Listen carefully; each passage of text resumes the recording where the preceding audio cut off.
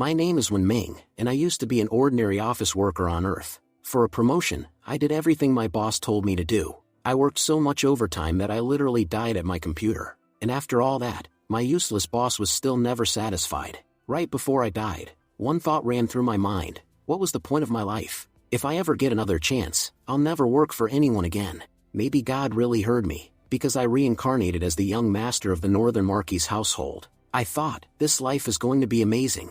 I'm the Marquis' son, I can do whatever I want. But reality smacked me in the face fast. The Marquis' father I was so proud of, turned out to be a complete scumbag. By order of the Emperor, he took my mother, the maids, and all the wealth, then vanished. I was left alone, broke, and with no direction. I had so many dreams for my second life, but my father ruined every single one of them. Still, a small ray of hope appeared.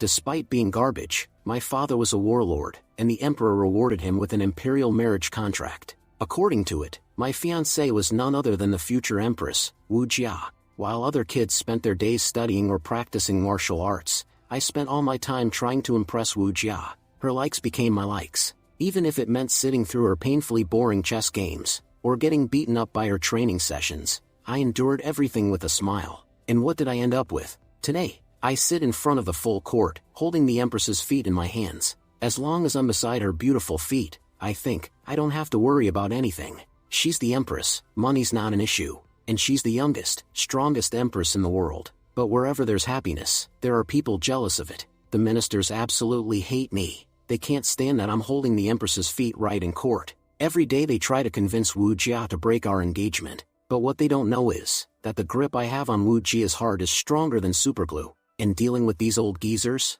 I'm more than enough for that. A minister slammed the table and shouted, "Your Majesty, how can Wen Ming behave like this? He's holding your feet in the middle of court. How can we discuss national matters with him sitting there like that? We advise you to break the engagement." Wen Ming muttered, "All these old fossils are just jealous. You think I got this life for free? You never saw my hard work." Aloud he said, "If anyone dares disturb my comfortable life, I'll cut them down without a second thought. And remember, my fiancée is the Empress. If I give her a foot massage to relax her, what's the problem?" Wu Jia finally said, "Enough, Wen Ming. You don't have to massage me. I've told you many times, I'm the Empress now. Our childhood days are over." Wen Ming replied, "All right, I'll stop." But inside he thought, these ministers actually succeeded, damn them. A minister screamed, "Your Majesty, this insolent brat has crossed all limits. By touching your sacred body like this, he's disrespecting the throne." Wen Ming shouted back, "And you, with your disgusting voice, are hurting my ears. Do you even know how much trouble your ugly face causes Wu Jia? You worthless old man, you do nothing except annoy us every morning. Test my patience again, and you won't live to regret it." The minister shrieked, "Threatening a high-ranking official is a grave crime.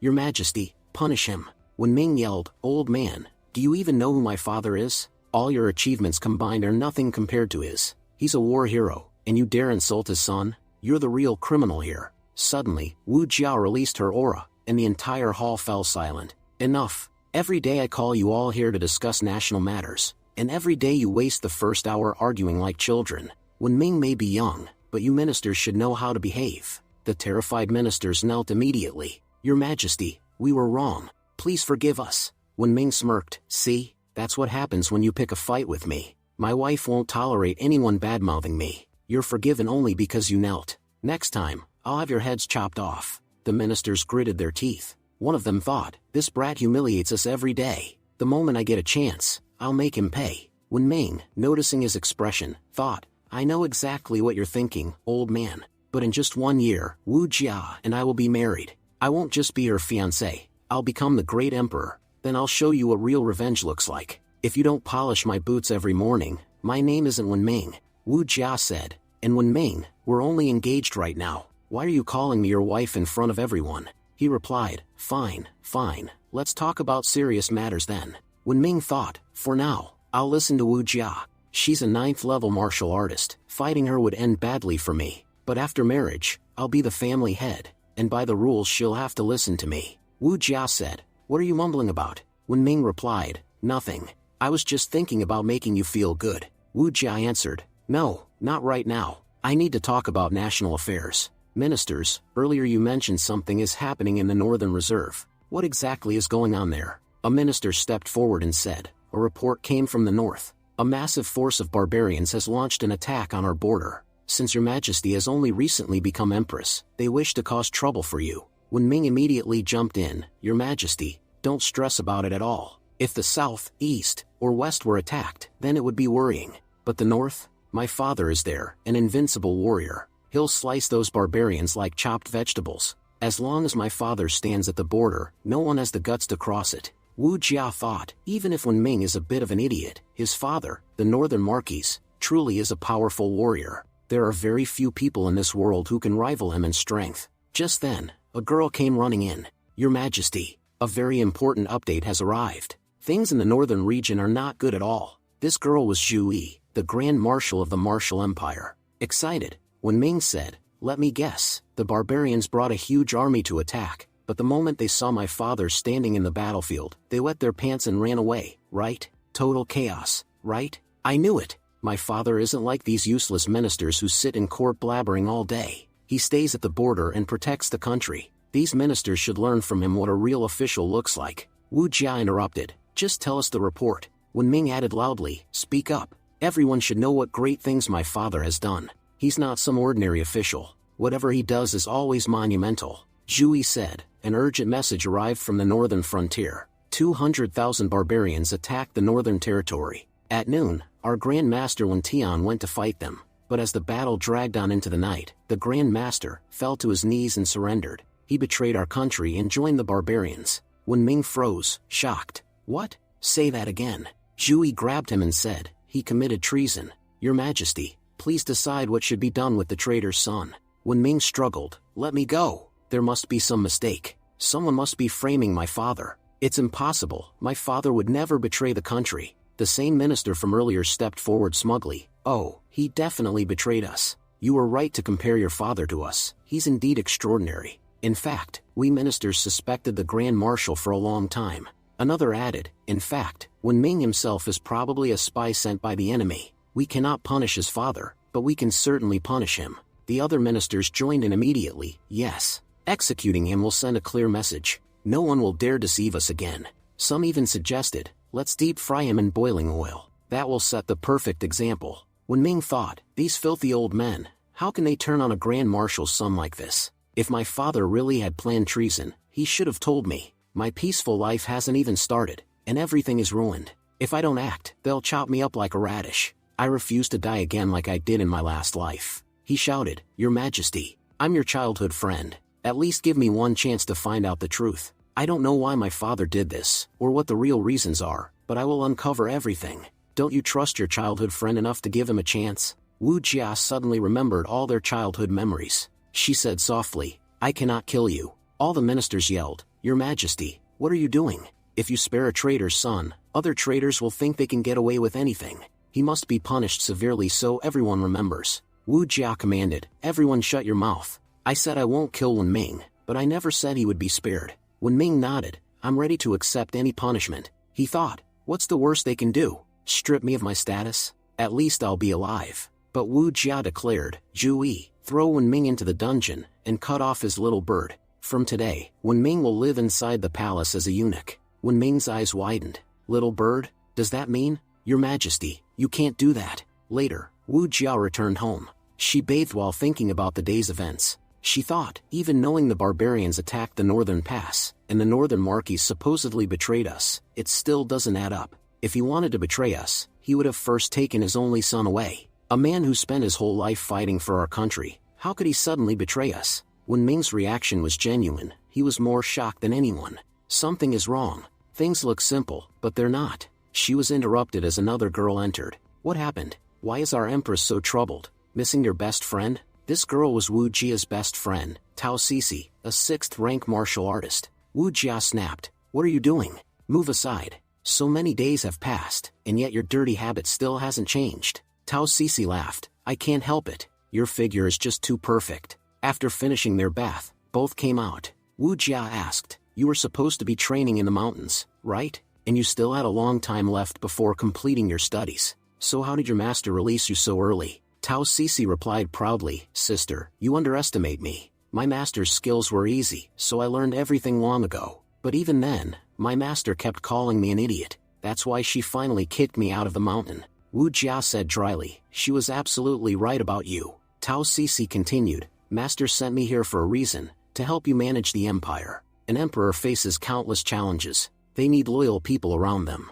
And I, Tao Cece of the 8 Trigram sect, swear I'll always stay loyal to you. Wu Jia replied. No need for all that. I called you because I need to discuss something important. Excited, Tao Cece leaned forward. Yes, yes. Tell me everything. Wu Jia sighed. I'm extremely troubled. My heart says one thing, my mind says another. This problem isn't mine, it's about a friend. One senior once helped her family a lot. Because of that, her father promised that she would marry that senior's son. They've known each other for over a decade, childhood sweethearts. The fiancé always put my friend above himself. He even adopted my friend's preferences as his own. But now, right when their wedding is near, they've learned that the senior, the one who helped their family, is a traitor. Now she doesn't know how to look at her fiancé. Is he still the person who loved her all his life? Or is he the son of a traitor who might betray her in the future? Tao Cece interrupted. Wait, why didn't I know about this friend of yours? And honestly, your friend is an idiot. Who gets stressed over something so simple? Annoyed, Wu Jia snapped. Then you tell me, what should she do? Tao Cece proudly explained. My master always said, a man can control his words, but not his body. The man who can control his body is truly trustworthy. If your friend sends someone trustworthy to test the fiancé, everything will be clear. If he stays loyal, he'll never betray her. If he falls for another woman's trap, he'll definitely betray her in the future. After thinking, Wu Jia said, all right, I've made my decision. Shocked, Cece asked, what decision? Wu Jia replied coldly, you will be the one to test my fiancé. What? Cece exploded. What are you saying? Scene shifts to the execution chamber. A man holding a knife stood over Wen Ming, who was trembling. The man said, young Marquis, are you ready? Terrified, Wen Ming cried, no, I'm not ready at all. Uncle, you've known me since childhood. You know I'm not a traitor. That minister ordered this just to fool others. You don't actually need to do this. The uncle stuffed cloth into Wen Ming's mouth and said, these hands have chopped off many little birds. Everyone knows your father betrayed the country. Since we can't punish him, we'll punish you by cutting off your bird. Don't worry, I have 20 years of experience. I'll slice it so cleanly you won't even feel it. Wen Ming thought in horror, why is this happening? What is life even worth without my bird? And why does this creep look so excited? Suddenly, Tao Cece kicked down the door. She shouted, I have the imperial decree. You are not allowed to cut Wen Ming's bird. Wen Ming cried tears of joy internally. I knew it. Years of massaging Wu Jia's feet finally paid off. No one can replace me in her heart. The uncle read the decree and muttered, it really is an imperial order, but why stop the procedure? Cece grinned wickedly, because you are not doing it. I will. The empress' best friend, Tao Cece, will personally remove Wen Ming's bird. Wen Ming froze. These women know no shame. How can they attack a tiny innocent creature with such a big weapon? He begged, Uncle, please. You do it. She'll kill me. Cece slammed her weapon on the floor. Is this too small? Maybe I should bring something bigger. Wen Ming panicked. Why do you need something that big? I'm not being executed. Cece said smugly, you're lucky. The empress chose the smartest person in the country, me, to remove your bird. It'll be gone before you even realize it. And don't worry, I'll stay by your side in your darkest moment. Wen Ming cried, I don't want anyone else. I only accept Wu Jia as my partner. My heart belongs only to her. Cece replied, great, then get ready to be cut. But as she looked at the tiny little bird, she went silent. Well, I forgot this is my first time doing this. How much am I supposed to cut? Wen Ming yelled, idiot girl, why are you even here? And then, swoosh, she swung her blade. Wen Ming's scream echoed through the entire palace. The uncle cried dramatically, today, our great dynasty has gained another eunuch of territory. Wen Ming shrieked, what are you talking about? Stop the bleeding. Do something now. But then Cece said, I have one weakness. The moment I see blood, I faint. And right after saying that, she fainted. Wen Ming screamed, please, somebody help. God, why is my luck so terrible? Scene shift to Eunuch Hall. Wen Ming arrived at Eunuch Hall. He muttered angrily, that stupid girl, she was horrible. But because of her, something good actually happened. He smiled in relief. That idiot was so terrified after seeing the blood that she didn't even realize she didn't cut my little bird. She only cut my thigh. If she hadn't been there today, I would definitely have become a eunuch. My luck saved me. He whispered to himself, and no one must ever know this. If anyone finds out my bird is still alive, they'll cut it off immediately. Suddenly, he heard footsteps approaching. Cece rushed inside. Wen Ming, are you okay? I brought a eunuch expert to examine you. The second eunuch bowed. Please don't call me an expert. I only have some experience in judging eunuchs. I'm Eunuch Hall Master Yuni. Cece noticed when Ming lying under the blanket. Why are you trembling under the covers? Did something happen? Yuni sighed deeply. Today, he lost a dear friend. A friend he never spoke to, yet shared everything with. His true feelings were known only by that small friend. He's crying because of the loss, and he doesn't want anyone to see his tears. When Ming, under the blanket, thought, my friend hasn't gone anywhere. He's alive and well, standing proudly. I'm just hiding him until this nightmare is over. Cece thought sympathetically, boys are so weak, crying so much over losing a tiny little thing. She clapped her hands. Come on, Wen Ming. Stand up and show how powerful you are. And then, she slapped his injured thigh. Wen Ming cried, you monster. Just leave me alone. Cece frowned. So you are crying.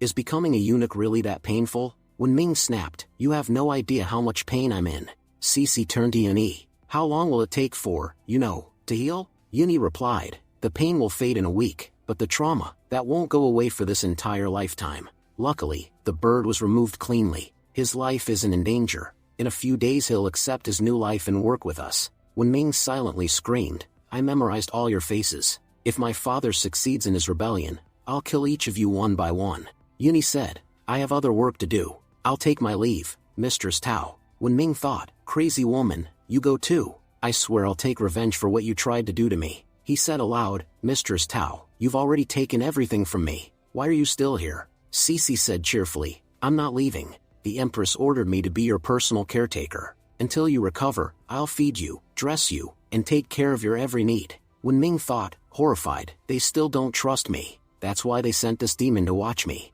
Cece said, you haven't eaten, right? Come on, let's eat. Actually, wait here. I'll bring food. Wen Ming relaxed a little. At least she's bringing me food. Cece returned and shoved a bowl of porridge directly into his mouth. If you don't eat properly, how will you recover? Eat! Eat until you're full. Wen Ming thought, this girl, she'll kill me by force feeding me. Cece asked, what happened? How did you fall asleep while eating? Anyway, I need to wash my clothes, so I'll be back. I used to think I was only good at martial arts, but it turns out I'm good at caring for people too. Everyone falls asleep after I feed them. She left. Wen Ming threw the bowl aside. Finally, I'm safe. He thought, if she watches me 24/7, I can't survive. I must escape. He picked up a stick. If I stay here, I'll be exposed. She's strong but looks dumb. One hit with this stick and she'll faint. Then I can escape. Scene shifts to the outer courtyard. Cece was cleaning the courtyard. Wen Ming approached silently with the stick. He whispered, you weak girl, you're done. But, Cece casually lifted a giant boulder with one hand. She said, I thought there'd be a lot of dirt under the stone. Good thing it's not too heavy. Wen Ming froze. What kind of monster strength is this? Cece turned. Wen Ming, what are you doing here? Wen Ming panicked. I was going to sleep. Cece narrowed her eyes. Then why are you holding a stick? Since when do you need a stick to go to the bathroom? Wen Ming replied dramatically, you can't understand the pain I'm suffering right now. I can't walk without support. He shook the stick. That's why I'm using this. And yet you doubt me. Cece sighed. Okay.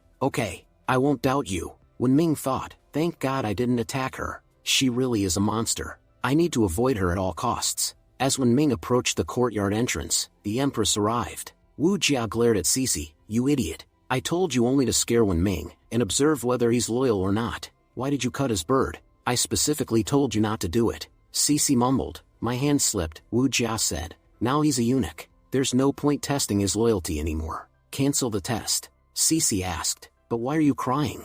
Don't tell me you liked him that much. Wu Jia snapped. No. I'm upset because we turned him into a eunuch, without even knowing the truth. Now we can't even find out whether he was involved in the rebellion. Cece said confidently, Your Majesty, don't worry. I still have 1,000 ways to test Wen Ming. Wu Jia asked slowly. And what ways are those? Cece said. Based on my observation, the walls around the toilet are very low. If Wen Ming is truly one of the traitors, he will definitely try to climb over the wall to escape. I already anticipated that. That's why I ordered many obstacles to be placed on the other side of the wall. Meanwhile, Wen Ming looked over the wall and thought, there really aren't any guards here. This is the perfect chance to escape. Cece continued, if we see Wen Ming climbing the wall, it means he's a traitor. On the other side, we see Wen Ming actually trying to climb the wall. He thought, this lion cannot stay locked in a cage. Once I find my father, the throne and this empire will be mine. Cece added. As soon as we see him climbing the wall, we'll torture him and make him confess his plans.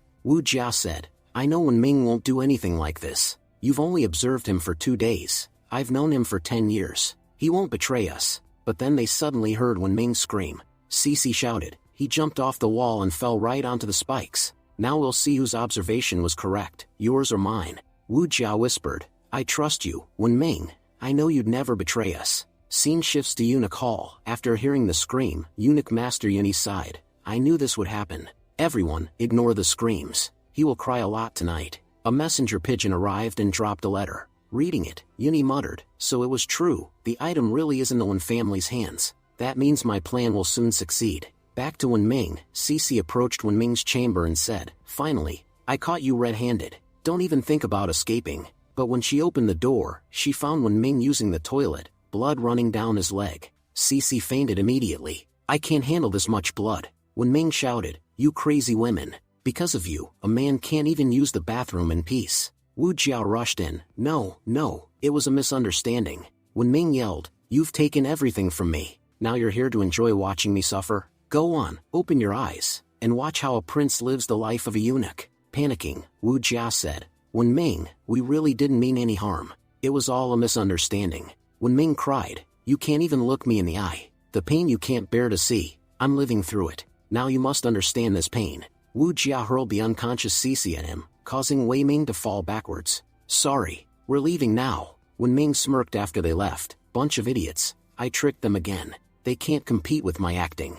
Wu Jia grabbed Cece's cheek, yelling, Open your eyes and look at what you did. Because of your brilliant idea, I can't even face Wen Ming anymore. I told you not to cut his bird. Now his bird is gone, and my dignity is gone. What must he be thinking about me? Cece cried, Don't pull my cheeks. And anyway, he's a small-time eunuch now. He can't ruin your reputation. Wu Jia pulled her cheek again. I told you not to make him a eunuch. Because of your one mistake, his whole life is ruined. Cece sobbed. Yes, I know I was wrong. Please forgive me. Wu Jia said sadly. He was in so much pain. My heart knows he didn't betray us. But he still had to suffer such a punishment. I'll definitely help him. This mistake was mine. Cece, I'm giving you a task. You must take care of Wen Ming properly, and make sure he recovers completely. I won't tolerate even a single mistake. I'm leaving now. Please take good care of him. Cece nodded. Okay, I understand. Wu Jia thought as she left. No matter what happened, Wen Ming didn't betray us. I knew he would never betray us. Wen Ming thought, these people are still watching me, even in the toilet. They really don't trust me. My wound opened while I was climbing the wall. That's why I couldn't escape. Otherwise I would have been out of here already. Cece thought, Wen Ming, you're a good actor. You fooled my innocent friend very well. But I'm not as stupid as Wu Jia. I know your true colors. And soon I'll expose you to her. Wen Ming returned to his room. I lost so much blood today. I should rest. At least I managed to steal a spoon from the kitchen. He held up the spoon proudly. It may look like a simple spoon, but this is the key to my escape. In movies, thieves dig tunnels. So I'll dig a tunnel too, and become a legendary master thief. Just then, Cece entered. Wen Ming, I need your help. Wait, what were you doing just now? Wen Ming quickly hid the spoon. Nothing. I was just resting. Cece thought, he must think I'm stupid. Does he really believe my sharp eyes can't see his tricks? Wen Ming said, Why are you putting your things here? This is my room. Cece replied, The Empress ordered me to take care of you. So until you're fully recovered, I'm staying with you. Wen Ming gulped. That's fine. But, why are you taking off your clothes? Cece smirked. Why do you care so much? She thought, I'll make him spill all his secrets. I know he's hiding something. Wen Ming said nervously, Look, I admit I'm a eunuch, but I'm still a new eunuch.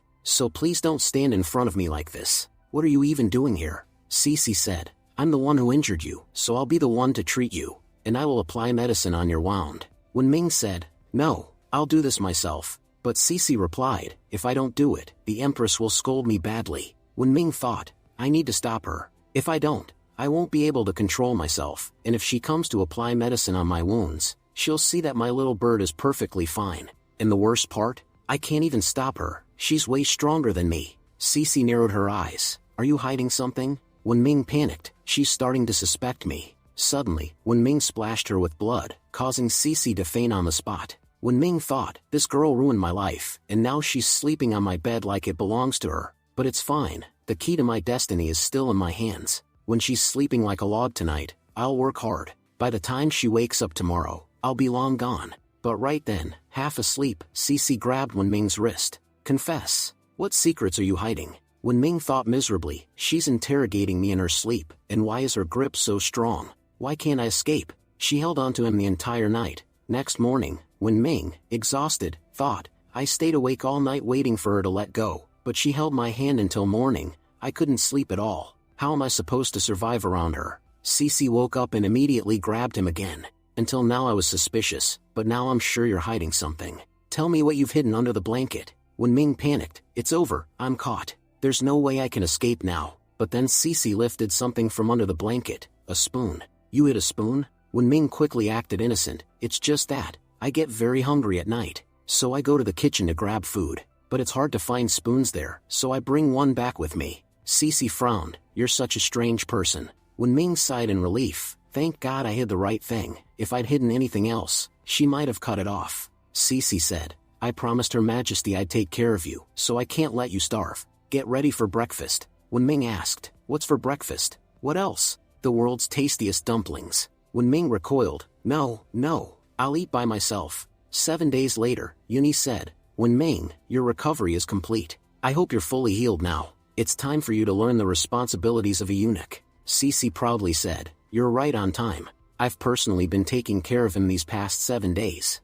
Look how fit he looks. Yuni squinted. He doesn't look fit at all. Let him rest a few more days. After that, I'll take him with me. Wenming cried, please, take me with you. Take me anywhere you want, but don't leave me with this demon girl. Yuni sighed, fine, I'll take him. Cece said, all right, take good care of him. She secretly thought, I've tested him for 7 days but found nothing suspicious. Could it be, Wenming has no connection to Northern Marquis's rebellion? Meanwhile, Wenming begged Yuni, Master Yun, please take me far away from that girl. I'll happily do any task you ask, but I can't stay near her. Yuni said, seeing your condition, you're too weak for any hard labor. Don't worry, I won't give you difficult work. Since you were once the imperial son-in-law, I'll give you an easy position. Wenming bowed. Thank you, Master Yun. He thought, this man's attitude has changed a lot. What exactly is he planning? Yuni said, your job today is to taste all the dishes made in the imperial kitchen. Remember, you may only take one bite from each dish. If you eat more, the Empress will be upset. Wenming said confidently, no problem. I'll only take one bite. Yuni gasped, your one bite is too big? Fine, you look like you haven't eaten properly in days. Eat as much as you want. I'll have a separate set prepared for Her Majesty. Yuni thought secretly, this boy is useful for my future plan. That's the only reason I'm tolerating him here. Otherwise, I would have sent him to work in the mines already. Suddenly, Wenming fell to his knees. Shocked, Yuni asked, what are you doing?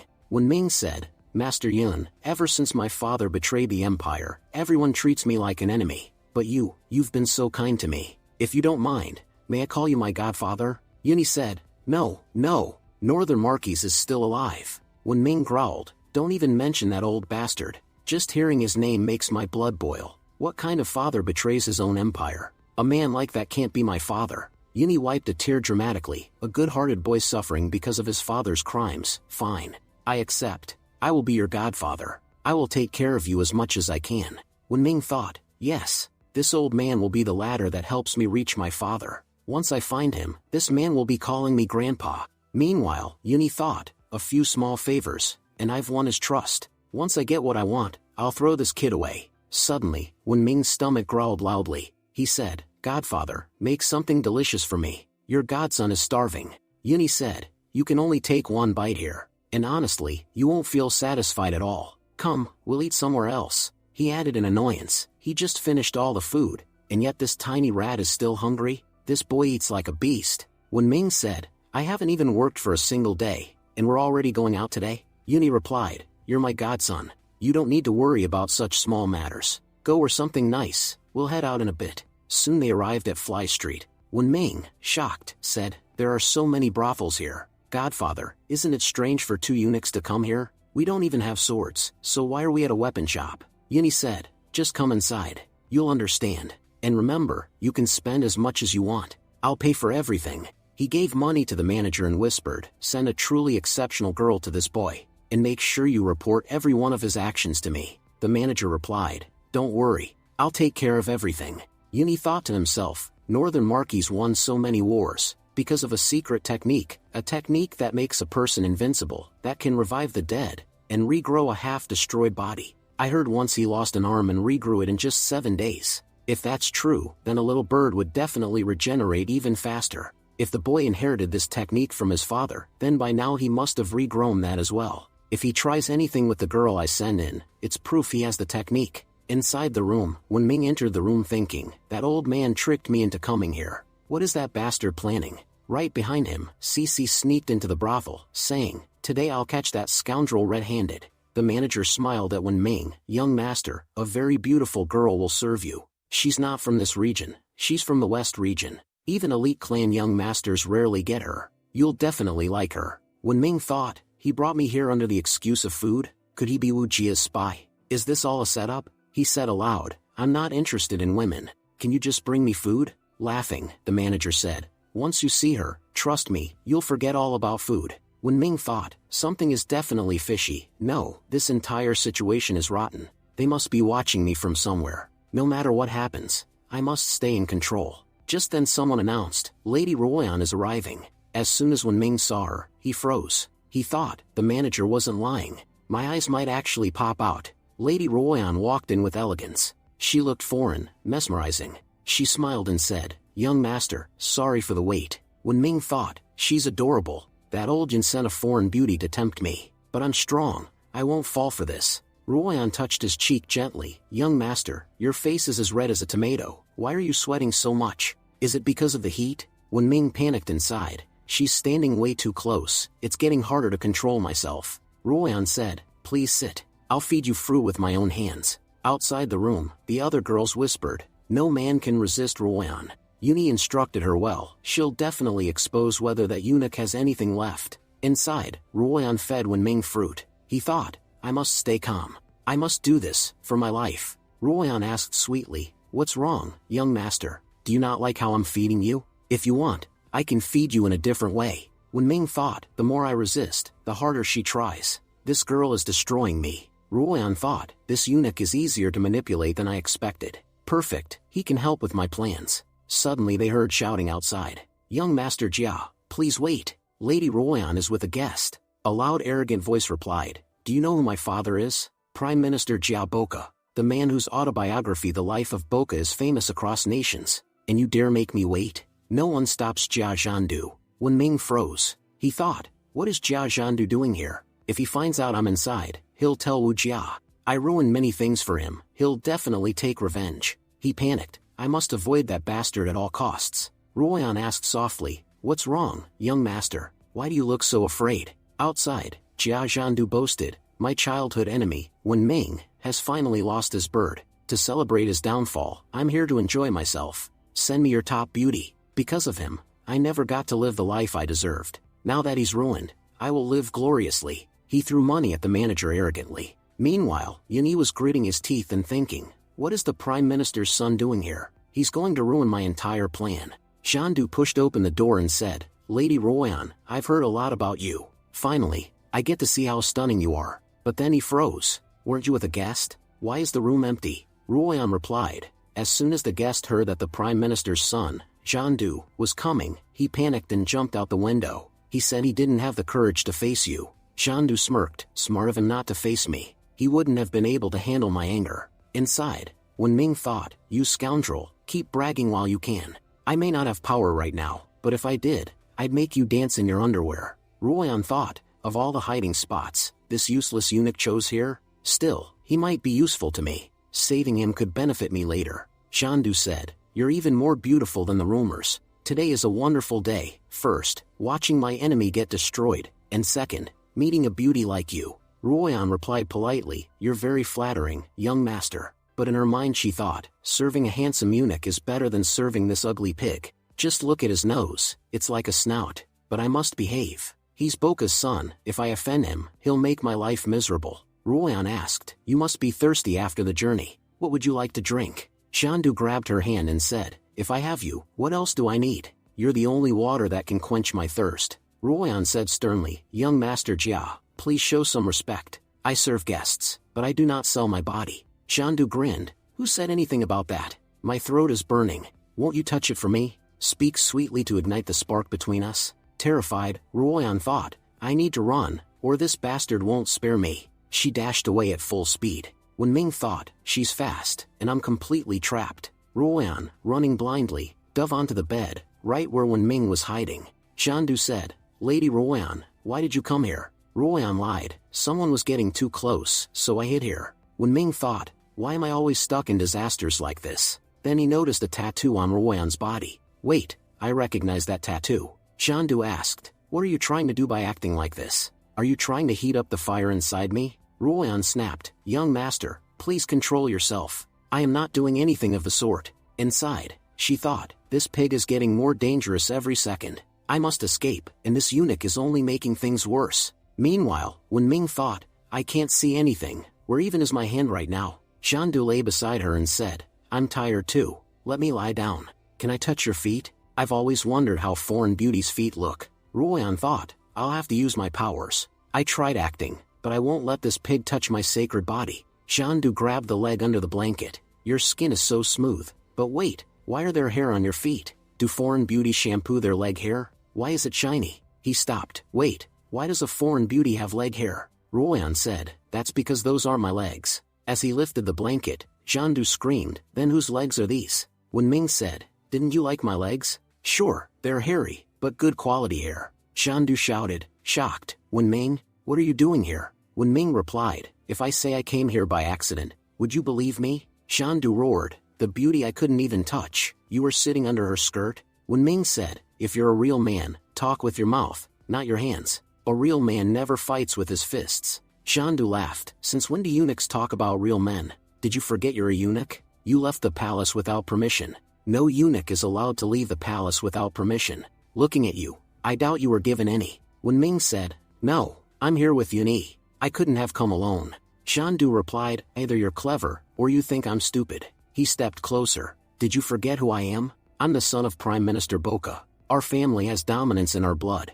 No old eunuch would bring you here. You ran away. Outside, Yuni was hiding behind a pillar, panicking. Why did that bastard Jia Zhandu have to come today of all days? My whole plan is ruined. Inside, Wen Ming said, we were childhood friends. Can't you let me go just once for old time's sake? Shandu snapped, what childhood friendship? You're too late to play the friendship card. When we were kids, I once told you I liked the Empress. I trusted you as a friend. And what did you do? You spread a rumor across the academy that I had diarrhea issues, that I leaked while walking. Because of you, not even the Empress, not any girl came near me, and she was innocent. You kept whispering nonsense in her ears. I realized then, that as long as you were around, I would never reach her. So I worked hard, studied endlessly, hoping to top the exam and become a minister, just to stay close to her. But you switched our exam papers. Because of your cheating, you came first, and I, who was smarter, failed. That day, not only did I lose, but you disgraced my father as well. People mocked him, saying, a fool's son will always remain a fool. Listening to the story, Ruoyan said, you're a horrible man. No one treats even an enemy this badly. Wen Ming replied, I was just joking with my dear friend Jia. Jia snapped, joking? Because of your jokes, my entire life turned into a joke. When I failed the exam, you came to me and told me you would get me a good job. You told me to bow my head before the officials and say, I will accept whatever job Wen Ming chooses for me. I was naive, so I did exactly what you said. And the job they gave me was cleaning horses. While you were enjoying life inside the imperial palace, I was scrubbing horse butts. I might forget many things in life, but I can never forget those terrible days. Those horses always had diarrhea. They turned my life into hell. Wen Ming said, but you told me you loved horses. That's why I purposely got you a job that kept you near them. Jia shouted, when the whole capital heard your bird was going to be cut off, no one was happier than me. I had lost faith in God, but that day I felt justice finally existed.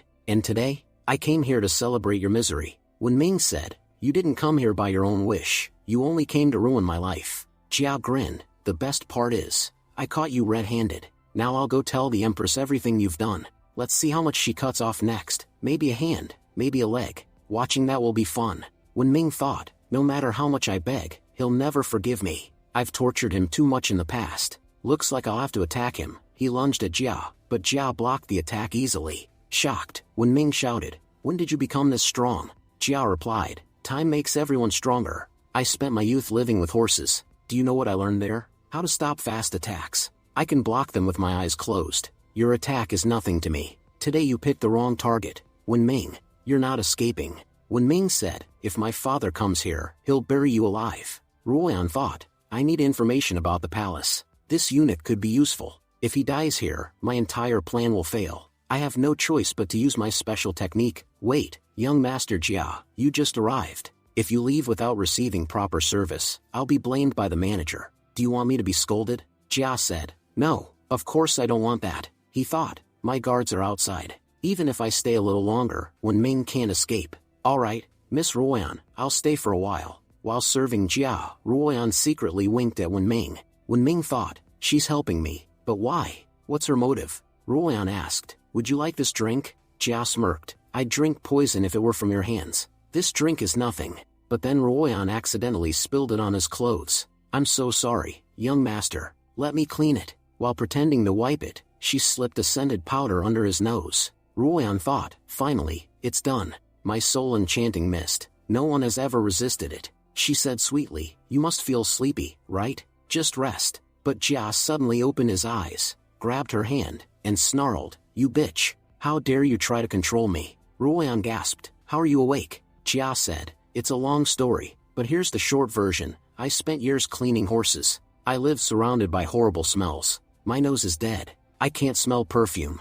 I can't smell poison. Your stupid mist has no effect on me. Ruoyan was stunned. What kind of monstrous ability is that? Jia growled, you two are working together. None of you will leave alive. But when Ming suddenly rushed in and smashed Jia's head against the wall, Ruoyan gasped, you said he could block every attack, then how did yours land? When Ming said, your mist worked on him, just for a moment, and you're skilled in combat and poison. You're clearly no ordinary girl. Ruoyan said, I did all that to save you. You won't believe me, but when I first saw you, my heart started beating fast. When Ming grabbed her hand and asked, then why are you holding this bottle? Did you actually think the same trick would work again? Ruoyan smiled, I must admit, you're much smarter than the other young masters. Then she grabbed him and added, but being smart isn't enough, you also need strength. When Ming said, what are you planning to do? Ruoyan replied, you're a eunuch. Even if I tried something, you couldn't do anything back. When Ming panicked, no, don't do anything like that. He thought, I can't control myself anymore. Ruoyan's eyes widened. What is this? You're not a eunuch? Outside, the eunuchs heard noises. Such intense sounds. Looks like our young master has won her heart. Inside, when Ming said, you're misunderstanding. Just listen to me, Ruoyan shouted. You're not a eunuch. That means, you must die. If anyone discovers you are here with me, my dignity will be destroyed. She attacked him. Running away, when Ming shouted, I told you to stay away. You're the one who kept coming near me. Ruoyan caught him again and said, you'll die for lying. When Ming replied, you lied too. If you kill me, how will you complete your Heavenly Lotus sect mission? If you fail, your sect will kill you. Ruoyan acted innocent. I don't belong to any sect. When Ming said, you're terrible at lying. Throw away the dagger, or I'll scream and tell everyone everything. Ruoyan tossed the dagger inside. Fine, let's sit and talk calmly. Fighting won't solve anything. Inside, she thought nervously, if anyone finds out my true identity, I'll be in huge trouble, Ruoyan said. When Ming, people from the Heavenly Lotus sect are extremely dangerous. Do I look like someone who belongs to such a terrifying group? When Ming replied, don't bother acting in front of me. I've been acting for 20 years myself. I know the sect marks tattoos on the body, and I saw yours with my own eyes. When I was under your skirt, I saw everything.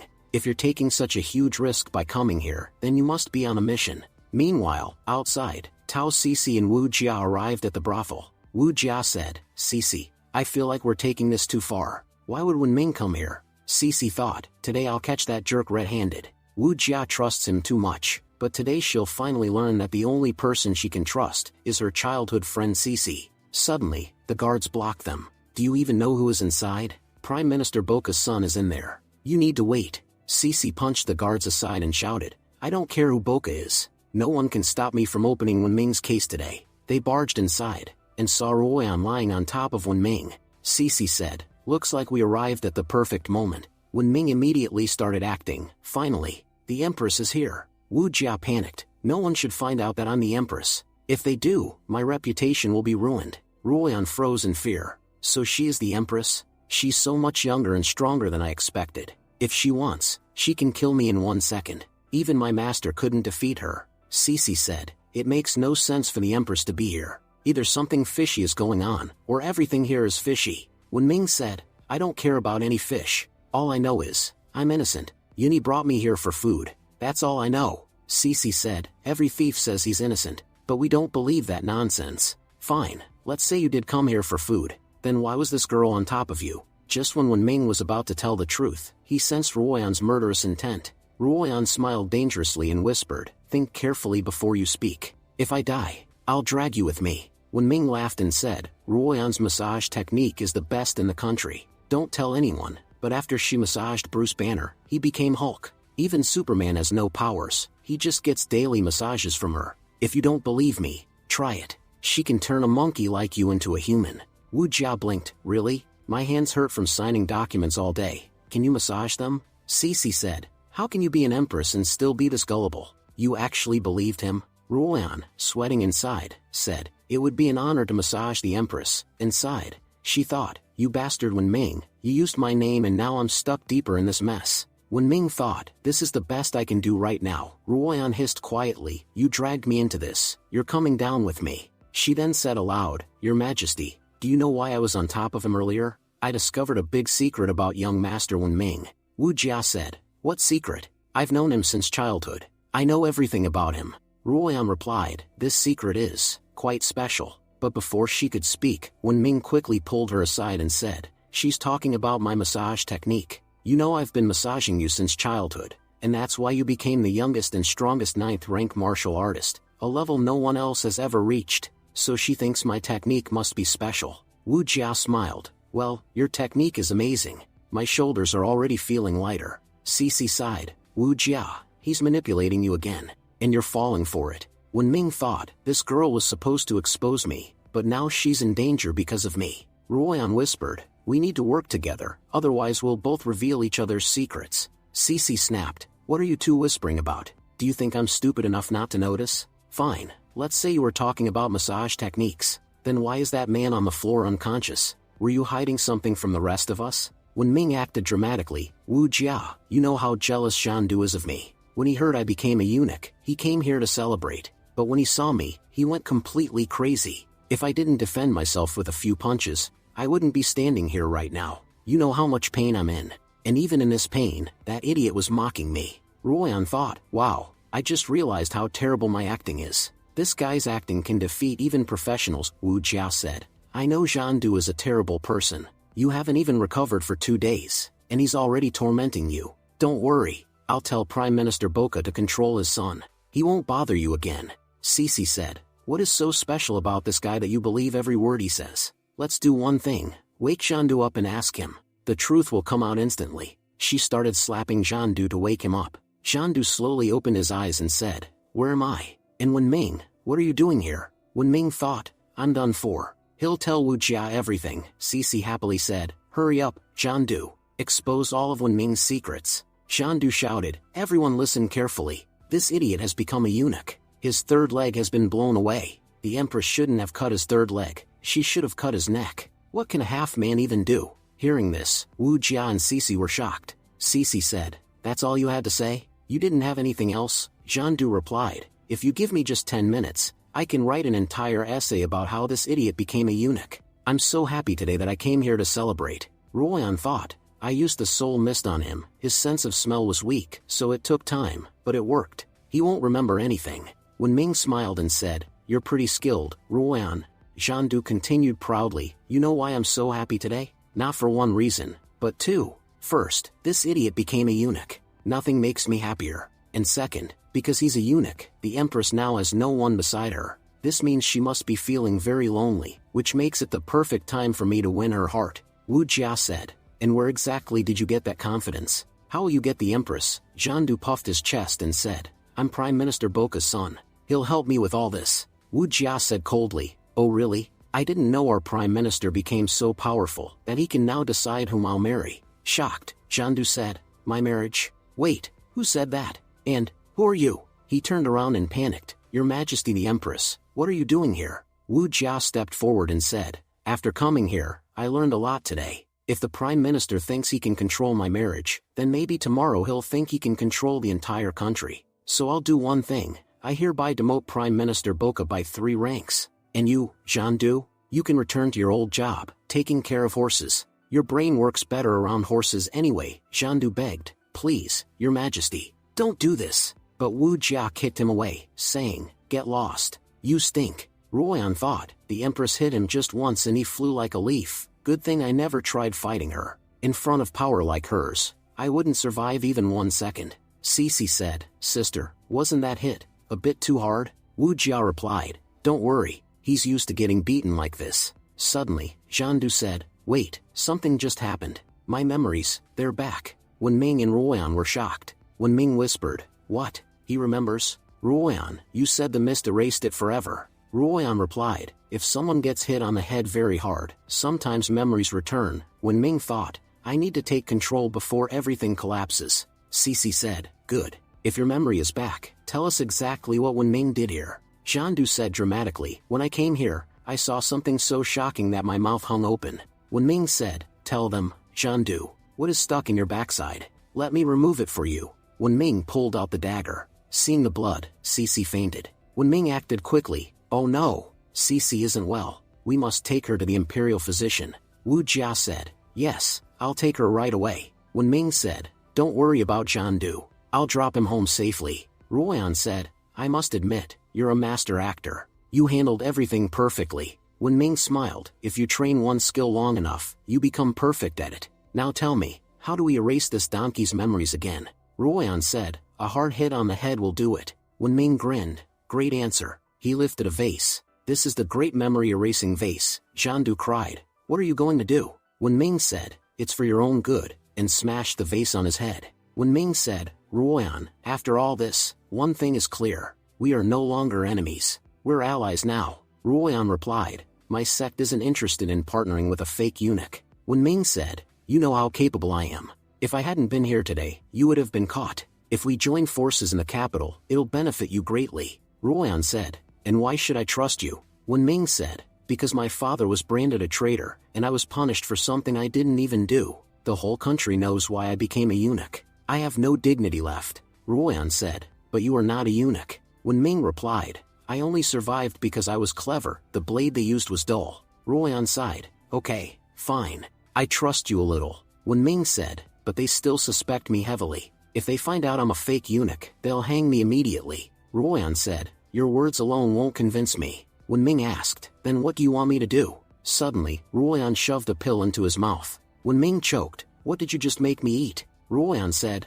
nothing much, just a love pill. For 7 days, it won't activate. Wenming asked, and after 7 days? Ruoyan replied, if you don't get the antidote in time, you'll turn into a crazy lover boy, who chases every girl he sees. And the moment people see a eunuch chasing girls, your secret will be exposed instantly. Wenming said, you girls are seriously dangerous. How could you do something like this to me for no reason? Ruoyan replied, you're holding a huge secret of mine. How could I trust you so easily? Besides, after you get the antidote, your body will become stronger than before. These 7 days will also let me check how loyal you really are to me. You don't have to do anything big, just give me information about the inner workings of the palace. Wenming thought, if my father succeeds in his rebellion, I'll destroy this Heaven Lotus sect first. I'll burn their entire sect to the ground. Meanwhile, the scene shifts to Wenming's room. Yuni entered Wenming's room, thinking, because of that idiot Zhandu, my whole plan was ruined. But thankfully, I had a second plan, and this one won't fail. He mixed powder into the water jug.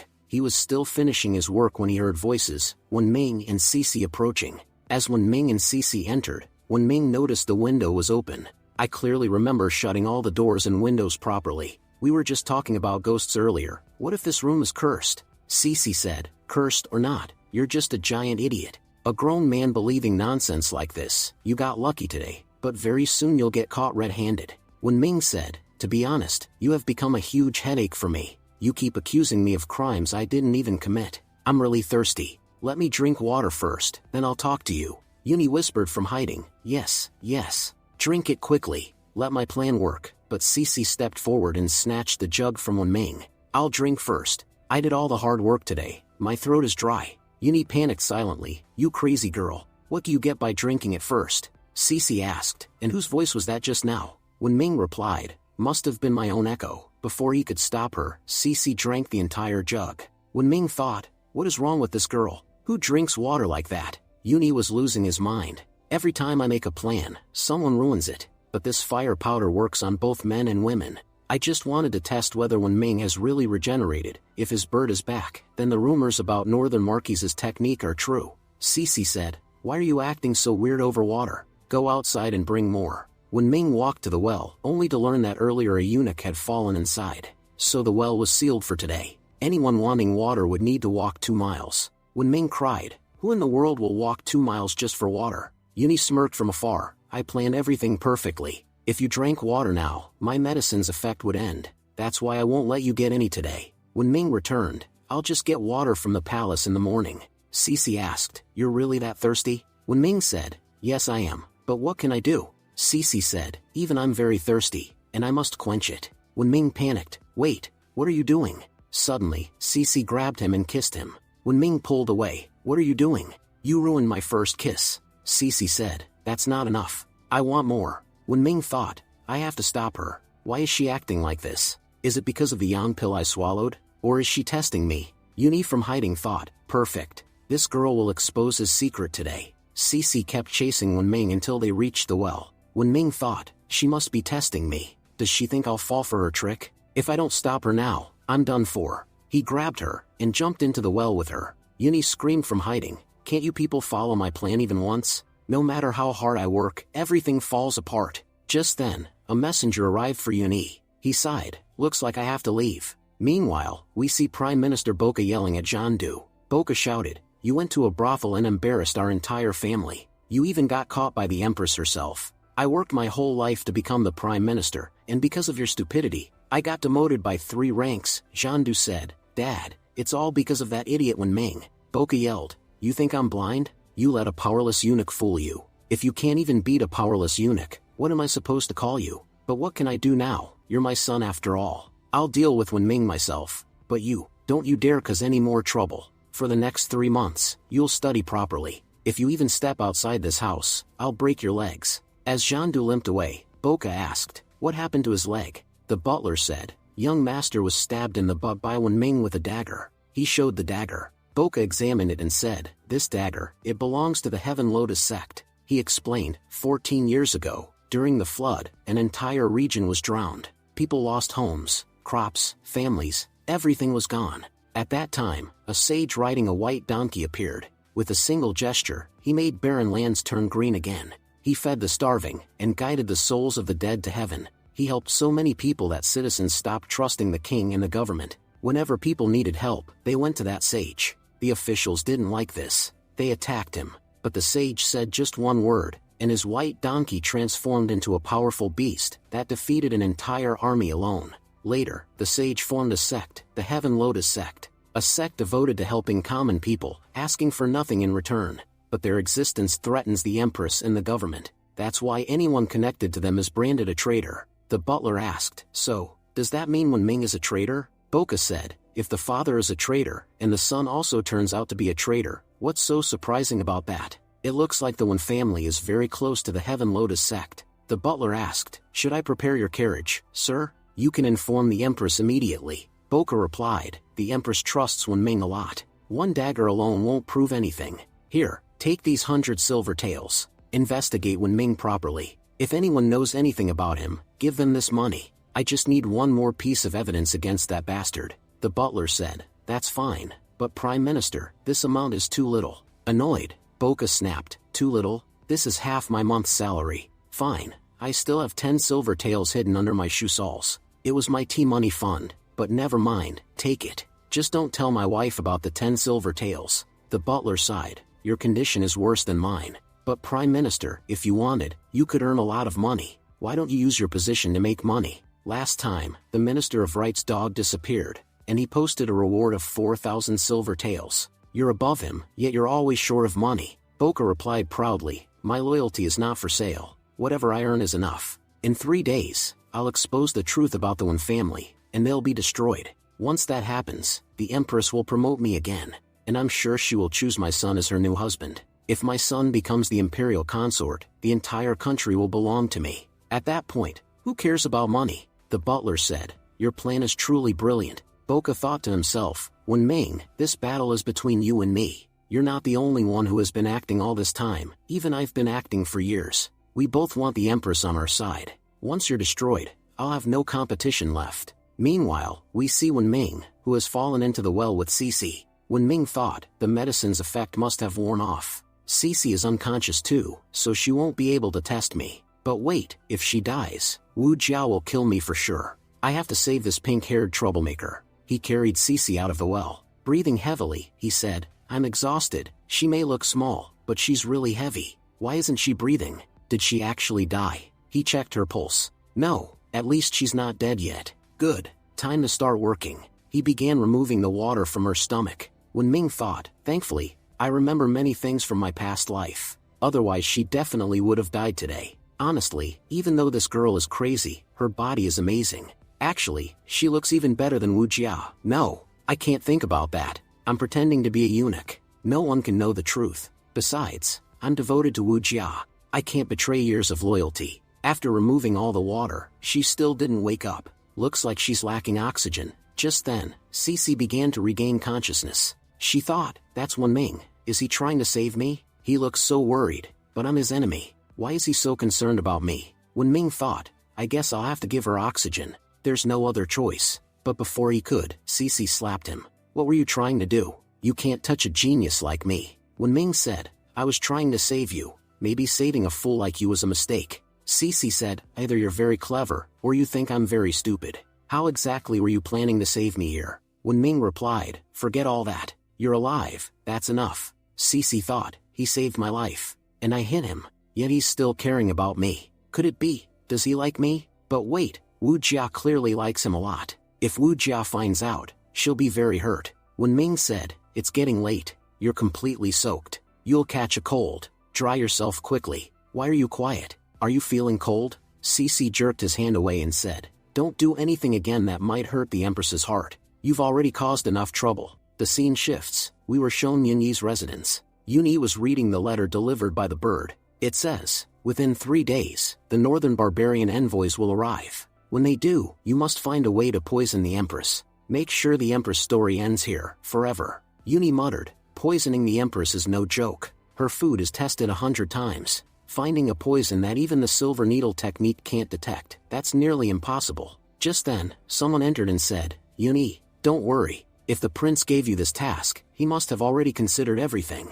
Yunyi looked up, shocked. Huang Tianli, you're here? I can't believe the prince sent you. If you're here, that means he's extremely confident in his plan. Huang Tianli replied smugly, the prince values both of us. But please, don't belittle yourself while praising me. I was sent here specifically to assist you with the upcoming plans. Yunyi asked, then tell me, how can I help you? Inwardly he thought, you bastard. Do you think I'm an idiot who can't see through this? That dog doesn't trust me at all. That's why he sent this man to monitor me. Huang Tianli continued, this poison cannot be detected by silver needles. Don't worry about taste or color either. It looks exactly like clear water, and can be mixed into anything. Yunyi said, I've seen poisons before, but none that even silver needles couldn't detect. And don't forget, the food is tasted by several palace maids. If any of them fall sick, everyone will know the food is poisoned. Tianli said, don't worry about that either. This poison doesn't take effect for 8 hours. After that, there's no saving the victim. Their lungs dry up like leaves, and they suffocate to death.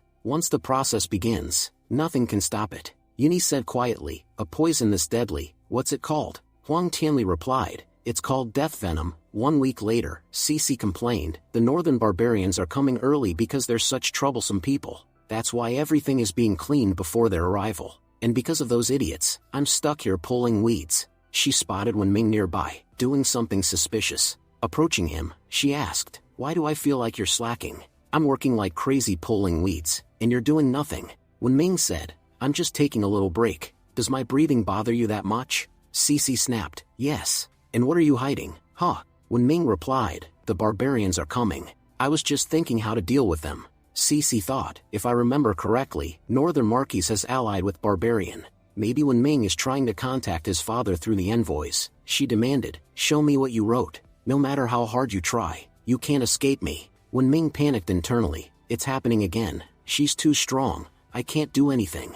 If she keeps pushing, my secret will be exposed. If she sees I'm mapping the entire palace, she won't let me live. But if I destroy the map, Royan will kill me instead. I'm trapped. These two women have completely crushed me. Just then, an announcement echoed, the Empress is approaching. Seeing Wenming and Cece, Wu Jia scolded, Cece, what are you doing? Cece immediately said, it's not what it looks like. This idiot is plotting something against us. I asked him to show his paper, and he refused. Wu Jia turned to Wenming. What is she talking about? Wenming replied, you know she talks nonsense. How could I ever think badly of my childhood sweetheart? If you still doubt me, search me. I haven't taken anything suspicious. Cece protested, that's impossible. I saw you drawing something. Let me search you right now. I'll definitely find it. But Wu Jia slapped Cece aside and said, stop bothering Wenming. Whenever I give you an order, you always do the opposite. Come with me. I have something for you to do.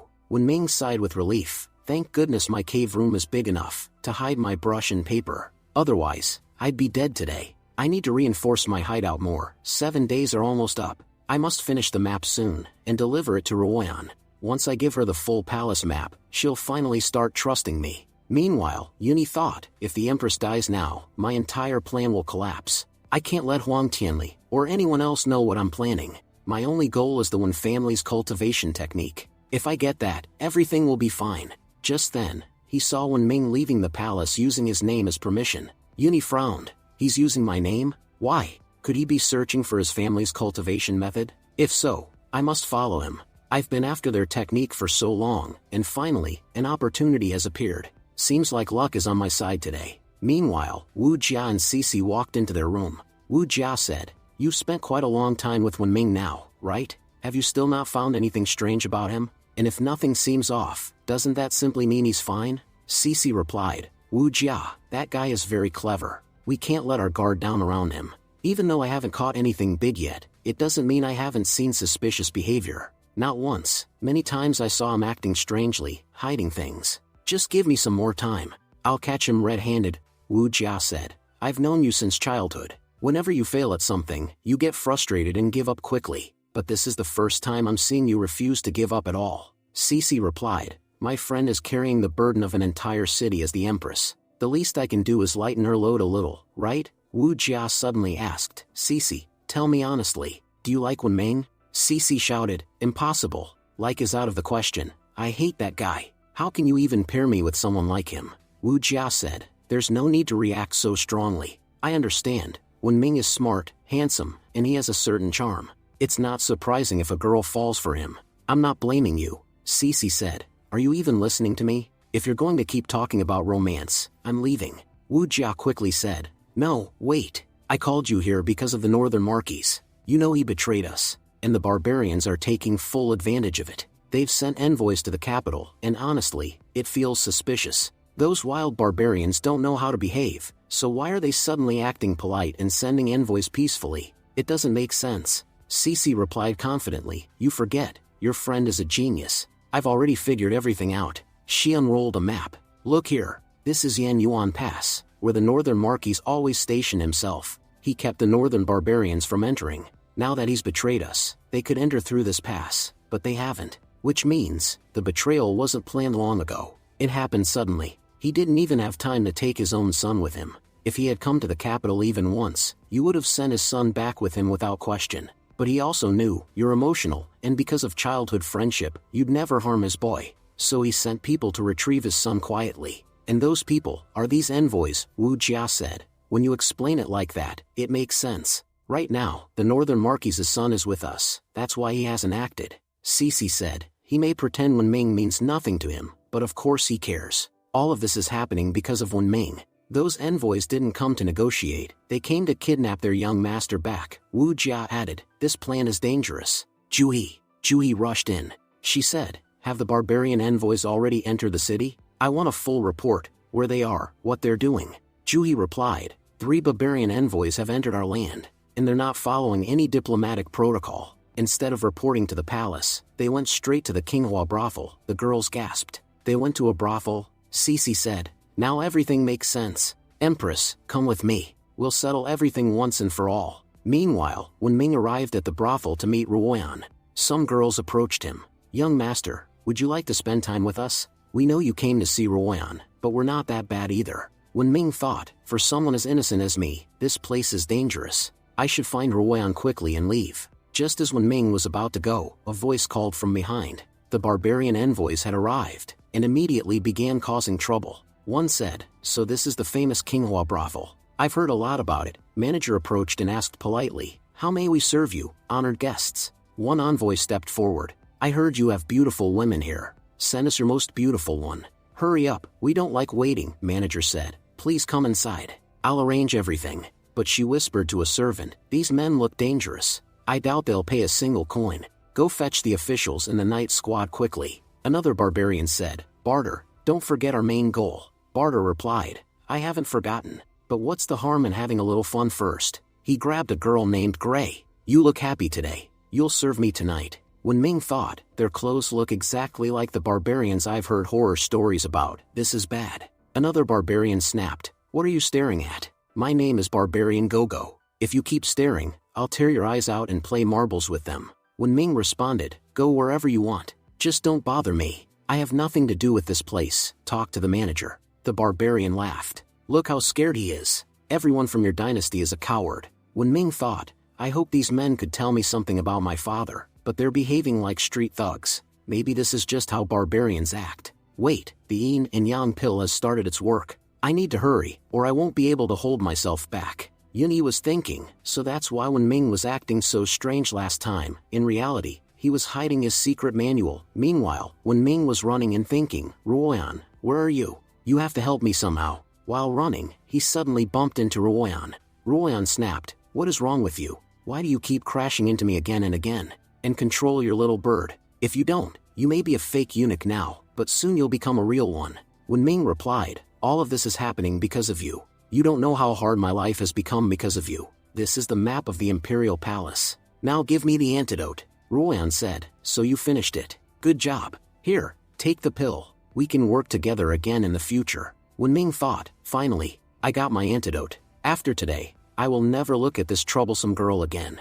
But just then, someone opened the door and pushed him aside. The antidote slipped from his hand. Barter walked in and said, "So you are the most beautiful girl in this brothel." Wen Ming thought, "How did this wild beast end up here?" Barter continued, "I must say, you're even more beautiful than the rumors." Ruoyan said, "Guests, barging in like this really frightened my little heart." Manager whispered to her, "Ruoyan, these men paid a lot of money. Treat them properly." Ruoyan thought, "Greedy fool, she'd sell herself for coins. I have to hide the defense map before anyone gets their hands on it." Wen Ming thought, "Because of this map, my antidote slipped away." Ruoyan said, "Please come in, guests. I'll bring drinks." Suddenly they heard a noise. Gogo said, "Is something under the bed?" Ruoyan replied, "There are too many rats lately. Probably a rat." Wen Ming thought, "Good thing I've become more flexible than before. Otherwise I wouldn't be able to hide properly." Ruoyan whispered, "Stay exactly where you are. If you weren't useful to me, you'd already be dead." Then she said aloud, "Enjoy your drinks, gentlemen.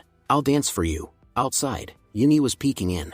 He thought, just as I expected. The Wen family's cultivation technique and their secret pill, both are here. Inside, Wen Ming was trying desperately to grab the pill. "Just a little more, I can reach it." But suddenly a barbarian shouted, "You think you can fool us?" Ruoyan panicked. "What happened, sir? Why are you angry?" She feared they might have spotted Wen Ming. One barbarian said, "Someone is spying on us from behind the door. So this is how your brothel treats its guests?" Gogo stepped forward. "Let me see who the bastard is. I'll beat him senseless." But before he could touch the door, a sudden strike blasted him aside. Yuni entered and said, "My goal is right in front of me. I'll take it. Trash like you can't stop me." The barbarians laughed. "Oh ho, an 8th rank martial artist? Looks like this dynasty sent us a little helper." Barter said, "Our enemies are just like us, except they underestimate us too much." Ignoring them, Yuni grabbed the pill and the map. "Finally, I found you. With the Wen family's secret technique, I can regrow any part of my body.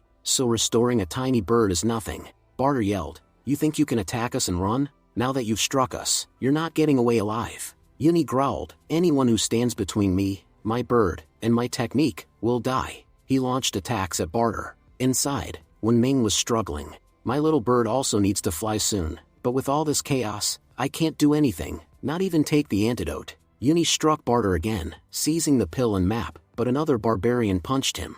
Yuni grabbed the man's arm and said, "All of you together still can't defeat me." In the chaos, the pill rolled closer, almost reaching Wen Ming. Barter stepped forward. "Your skills are good, but you're not fast." And what's this nonsense about regrowing? Uni roared, you could never understand my pain. You haven't suffered what I have. Now witness my true agony. He used his technique, almighty push, blasting everyone backward. Ruoyan shouted, you bastard. Why are you attacking me? I'm not even involved. She was badly injured in the blast. Uni thought, only a 9th level martial artist can use this attack, and I wasted too much energy. I must leave. He grabbed the pill and map and escaped. Barter yelled, you won't escape that easily. He attacked with his moon slash, but just then Cece and her group arrived. Cece shouted, how dare you attack citizens of our country? Barbarians, stay in your place. Inside, Ruoyan was dazed. What is wrong with everyone today? They stole the map when Ming brought, and that old man used me as a shield. My whole body is injured now.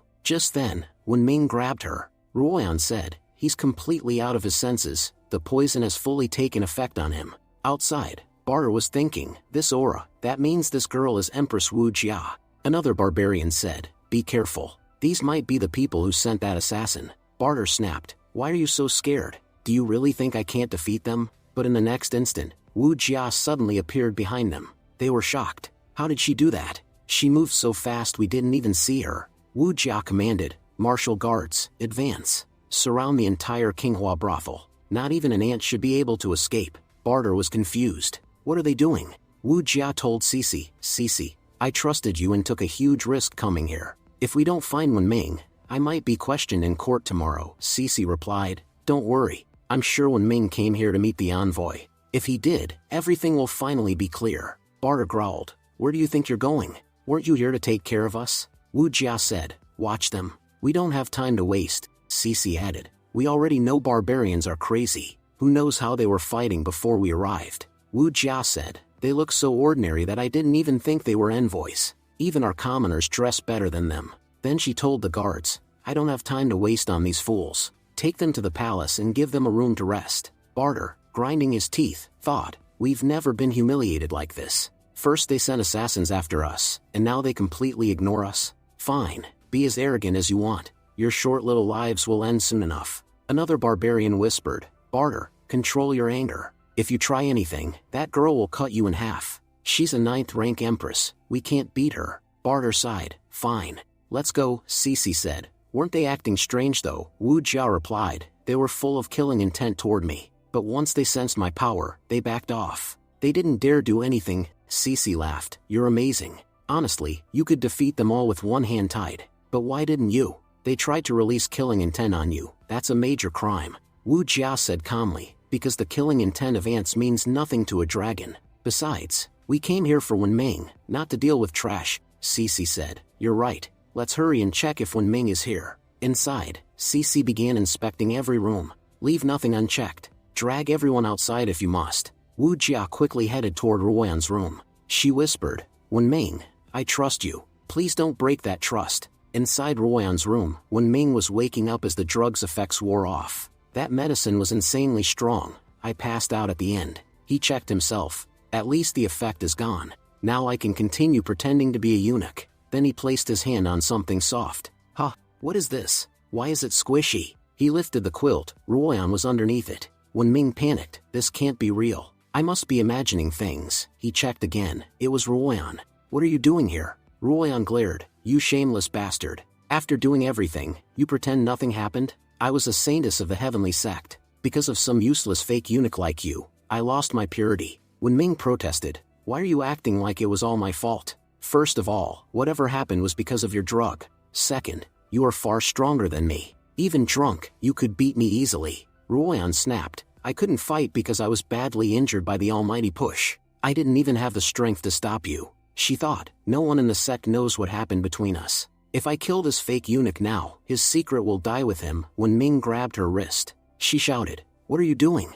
I didn't even do anything yet. Why are you grabbing me? Wen Ming said, I clearly heard you thinking about killing me. Ruoyan froze. He can hear my thoughts? Then all the legends about saintess are real. Wen Ming added, I can hear everything, actually. So tell me, what legend were you talking about? Ruoyan sighed. You should know you just hit the jackpot. Our heavenly sex saintess cultivate a dual practice technique, which allows them to share their power with their husband. Power, thoughts, everything. Wen Ming's eyes widened. So that's why I suddenly feel much stronger. This is your strength flowing through me. He He smirked, with this power, even the royal guards of the capital can't stop me. I'll go join my father. Ruoyan shouted, stop right there. She stomped her foot, and when Ming felt the pain in his own leg. Ow, why does my leg hurt? Ruoyan said, you didn't think you'd get power without consequences, did you? Our bodies and minds are now linked. My power is your power. My pain is your pain. Since you share my strength, you must also share my mission. When Ming asked, and what if I refuse? Ruoyan lifted a dagger. Then I will kill myself, and you know exactly what happens to you after that. I already lost my purity. If I fail my sex mission too, I have no reason to live. If you refuse to help me, we both will die. When Ming panicked, wait, why are you so desperate to die? Listen, you know my father is a powerful marquis. He's already stationed outside the country. If we join forces with him, we can conquer this nation. Your mission will be complete, and my goals too. Ruoyan shook her head. No, you must stay in the palace as a spy, when Ming asked. But why? Ruoyan replied, even if the Northern Marquis becomes emperor, what difference does it make? He'll still run the same corrupt system Wu Jia uses. Our heavenly sect wants to destroy this system, and bring equality to the world. When Ming was shocked. So you want to bring modern ideas to this era? How is that even possible? Ruoyan explained, you know about the dragon vein, right? When this dynasty was founded, the ancestors of this royal clan sealed a true dragon.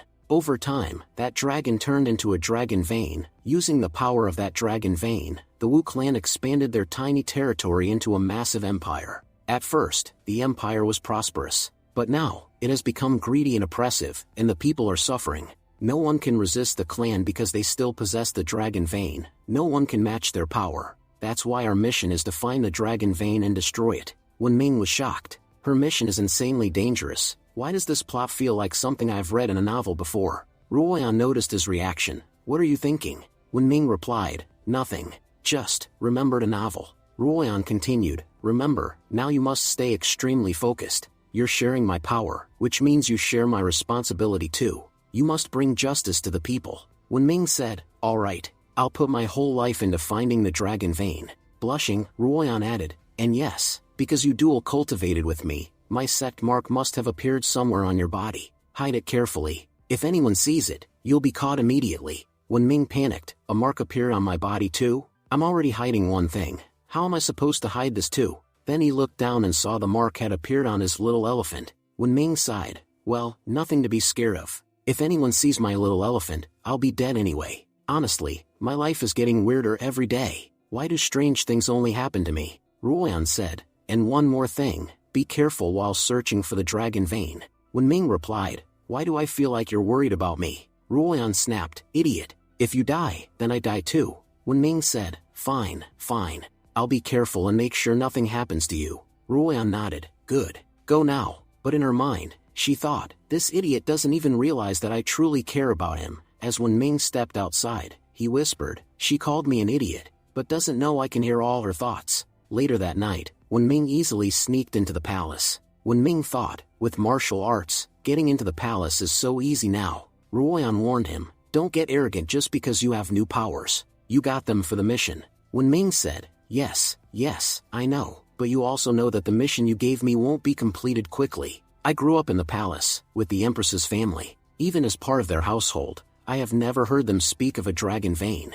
That's how secretive it is. Ruoyan replied, listen, you only have 1 month to complete this mission. When Ming complained, it's easy to say, but impossible to do. I don't even know whether the dragon vein is here, or somewhere outside. What if it's hidden inside the walls, or inside that well, or in the palace gardens? Then, seeing some cats, he apologized, sorry, I disturbed you, but one of the cats suddenly attacked him. Meanwhile, we see Cece, extremely worried. Cece said, I'm not suspicious anymore, I'm sure when Ming is hiding something from all of us. But no matter how much I try, I can't catch him red-handed. Then she spotted Wen Ming. Cece thought, what is he doing here so late at night? Let's quietly follow him, and find out what's inside that head of his. After following him for a long time, she saw Wen Ming simply return home.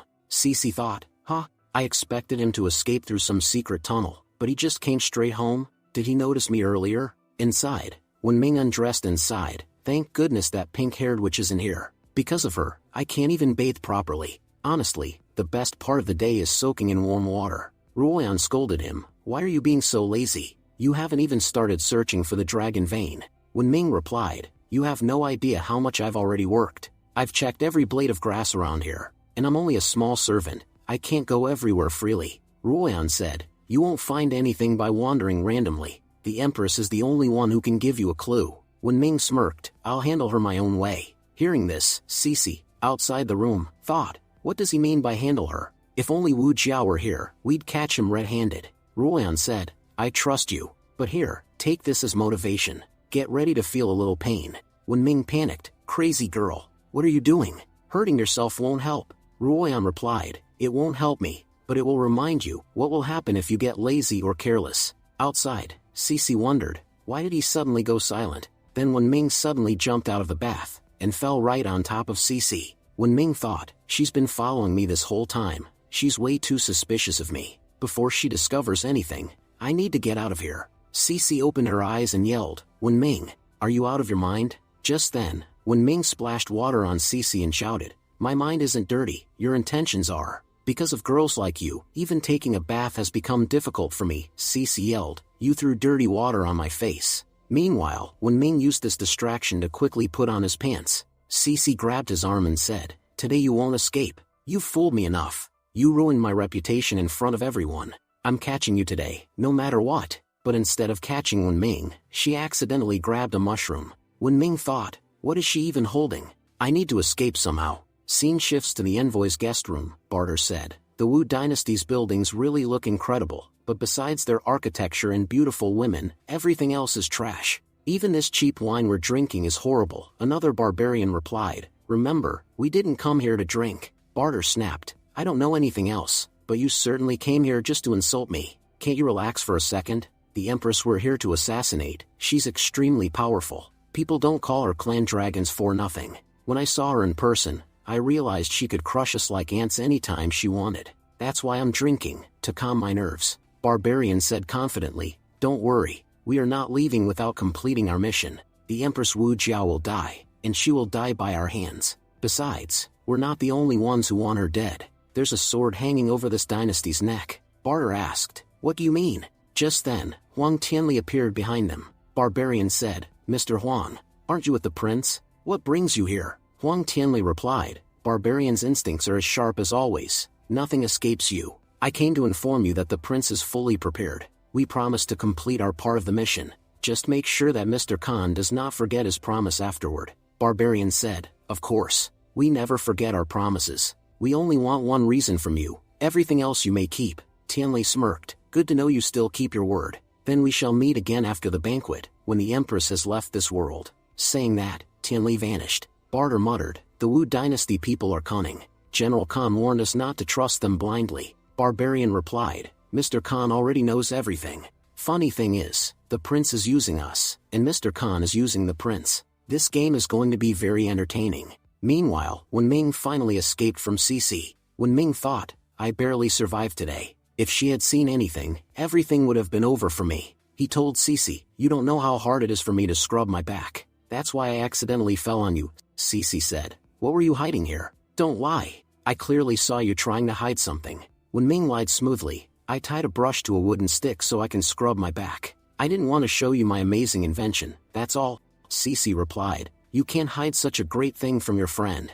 I was about to take a bath too, so hurry up and give it to me. Wen Ming panicked internally. I don't even have a stick or a towel, how am I supposed to give her something that doesn't exist? Cece thought, he's definitely lying. I heard him talking about some mission earlier, and now he mentioned a brush and a towel, maybe his mission details are written on them. That's why he's so desperate to hide it. When Ming sensed danger, she's scheming again. Cece ordered, give me that hand brush right now. If you don't, I'll tell Wu Jia that you're clearly hiding something from me. When Ming realized he had only one option left, the ultimate technique, blood gun, he cut his own hand, and makes Cece faint. When Ming sighed, thank goodness I have Royan's powers now. Otherwise, I could never use blood guns so easily. But escaping from Cece came at a price. I lost way too much blood. I wonder if I can even recover from this. Scene shifts to Qinghua House. Manager introduced someone, Ruoyan. This is our special guest today, Boss Chen. Treat him well. Ruoyan smiled. Don't worry, ma'am.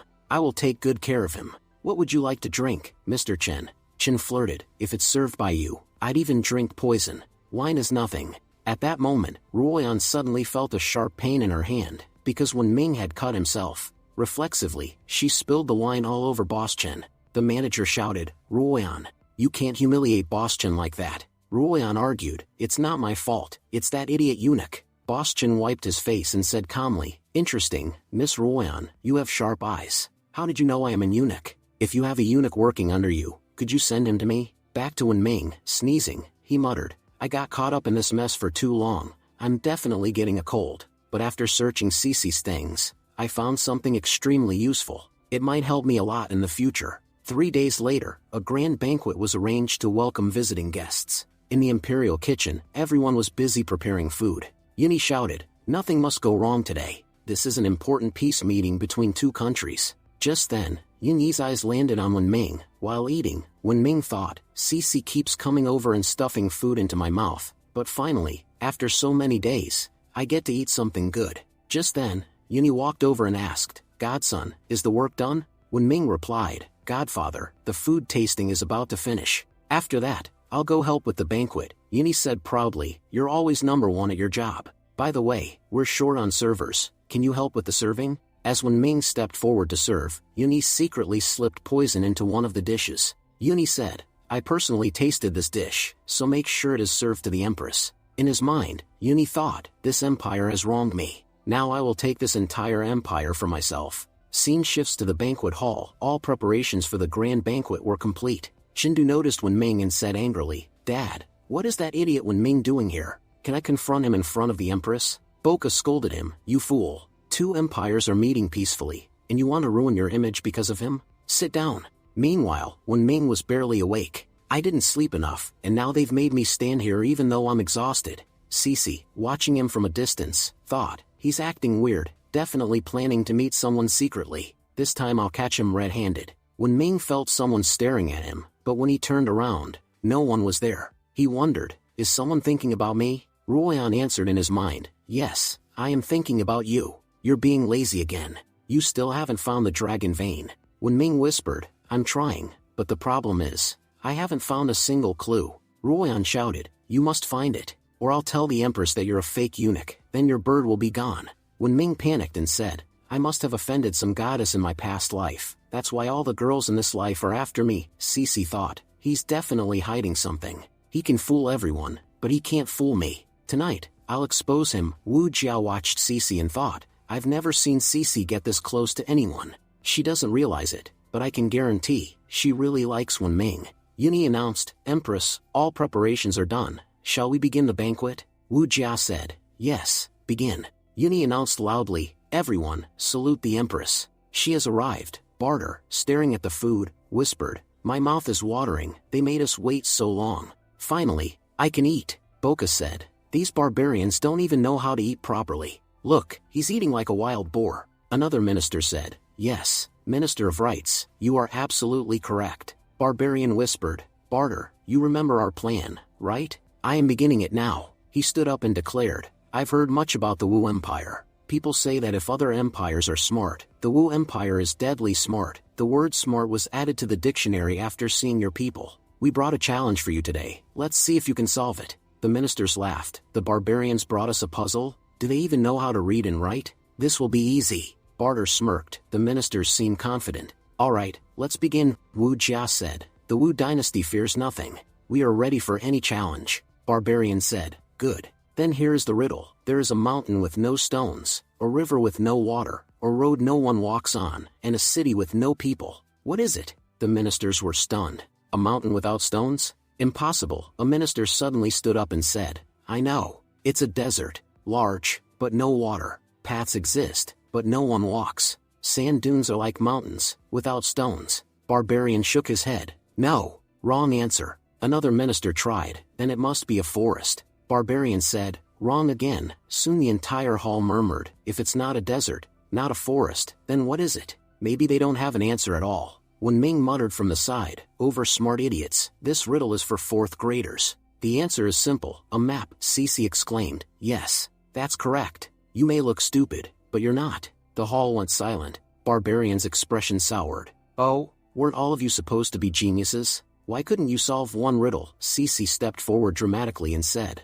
The real genius wasn't here yet, that's why no one found the answer is map. The ministers shouted, "What nonsense! Who let this dumb girl speak? How dare she interrupt?" Barbarian stood and said, "Don't shout at her. You fools couldn't answer my riddle." "She gave the correct answer," Cece said proudly. "See? I told you, I'm a genius." When Ming muttered, "Yes, a genius at taking credit for other people's answers. But at least she has everyone's attention now. Perfect chance for me to slip away unnoticed." Barbarian said, "You solved one riddle, but can you solve two? Or more?" Cece smirked. "Not two, bring 200, and I'll solve them in 5 minutes." Barbarian grinned. "I hope your confidence lasts. Barter, show them the next riddle." Barter opened a scroll. Cece stared in shock. "What language is this? I've never seen this language before." The ministers murmured, "We've never seen it either. I think the Western tribe used something like this." Boca pushed forward. "Let me see. I am a master of literature. I'll figure it out within minutes."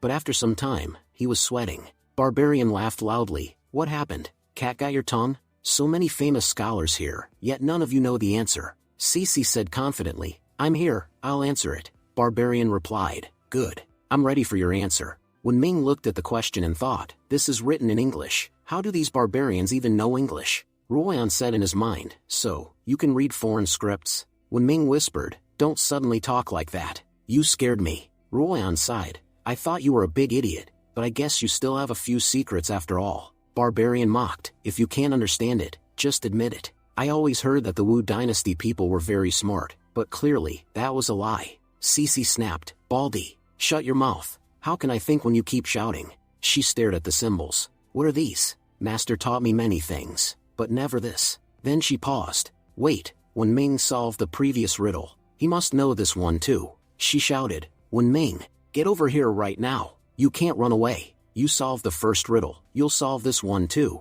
When Ming protested, "But last time I just guessed," Cece cut him off. "Empress, when Ming says he can answer this." When Ming shouted, "When did I say that?" Chindu sneered, "How can a lowly eunuch answer it?" Boca said, "If he wants to answer, let him. If he fails, we'll punish him for speaking out of turn." Cece thought, "If Wen Ming is working with the barbarians, he must know their answers." Wu Jia asked, "Wen Ming, are you confident you can answer this?" Wen Ming thought, "For you, I can do anything. This question is nothing." Chindu taunted, "What happened, eunuch? Don't understand?" Kneel and apologize for wasting everyone's time. Wen Ming replied, "My brain isn't as tiny as yours. I can solve this question." Chindu said, "Fine, if you solve it, I'll call you grandpa in front of everyone." Boca scolded, "Don't say whatever you want. You are a minister's son."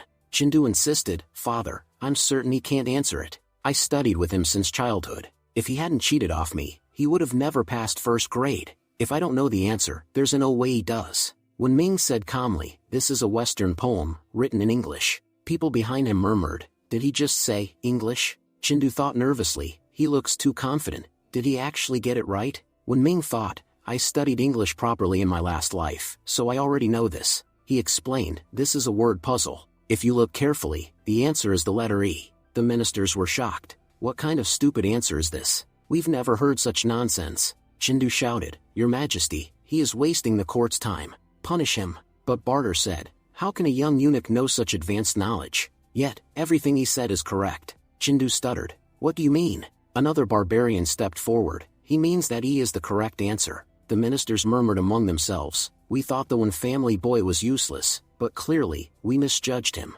Wen Ming smirked, "So Jindu, fulfill your promise." Jindu panicked, "Father, what do I do?" Boca growled, "You dug the hole, now fall into it yourself." Jindu hung his head and said loudly, "Hello, Grandpa."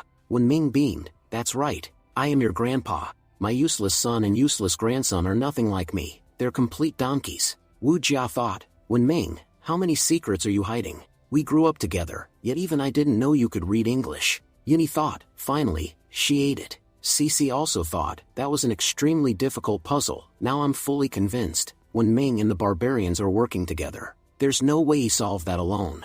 A barbarian said, "I must admit, this empire hides many surprises. Little brother, you've impressed us. Now only one puzzle remains. Answer it correctly, and the future of both nations will be secured." Barter held a box and said, "Your Majesty, this final riddle is extremely important. That's why I want to present it personally." The ministers snapped, "What nonsense is this? How dare a lowly barbarian approach our empress?" Cece fired back, our Empress is indeed great, but Wenming is capable enough to solve any question you give him. Wenming groaned, why do you keep dragging me into this? If he wants to present something to the Empress, why pull me along? Cece said, because I know you can solve it. Then Wu Jia addressed the court, please don't worry, it's just a question. If it concerns the future of our country, then I have no issue with looking at it. Wenming thought, something is wrong here, something about barbarian feels dangerous. Ruoyan said, of course it feels wrong. He's releasing killing intent. Wenming asked, killing intent? What's that? And how did you sense it? Ruoyan replied, I fought many enemies during my training. I can recognize murderous intent instantly. Look at his eyes. He's planning something against the Empress. If you focus your powers, you'll see it too. Wenming concentrated, and saw a dark aura swirling around Barter. He panicked, Wu Jia is in danger. Ruoyan said, calm down. The Empress is extremely strong. If that fool attacks, he will be the one to die. Worry about yourself. If you accidentally get caught in the fight, no one will be able to save you. Wenming asked, why do I feel like you're very concerned about me? Ruoyan replied, only because our mission isn't finished. If you die, who will find the dragon vein? Wu Jia said, alright, let's see what this riddle is. But when Barter opened the box, he suddenly pulled out a dagger. For Lord Khan, you must die. Wenming shouted, he turned out to be an assassin. Ruoyan said, see? I told you. Cece added, Your Majesty, be careful. Barbarian said coldly, I won't let anyone reach the Empress. Today is her last day, so she will die alone. As he said this, he used smoke bombs. Wenming said, these people came here fully prepared. Wu Jia thought, if they wanted to kill me, they should have made a better plan. With such a cheap plan, they can't kill me. But then the poison began to take effect. No matter how hard she tried, Wu Jia couldn't move her body. Taking advantage of this, Barter slashed her shoulder. Stepping back, Wu Jia thought, my head is spinning, and my arms and legs have gone completely numb. Why can't I use my powers? Barter said mockingly, you were poisoned, yet you still dodged my attack. Is Lord Yun's poison really that weak? Yuni replied, she's a 9th grade cultivator. The poison won't work that fast. Wu Jia realized, the poison must have been mixed into the food. Yuni, I treated you so well, why did you betray us? Yuni said, oh, so this is how you treated us?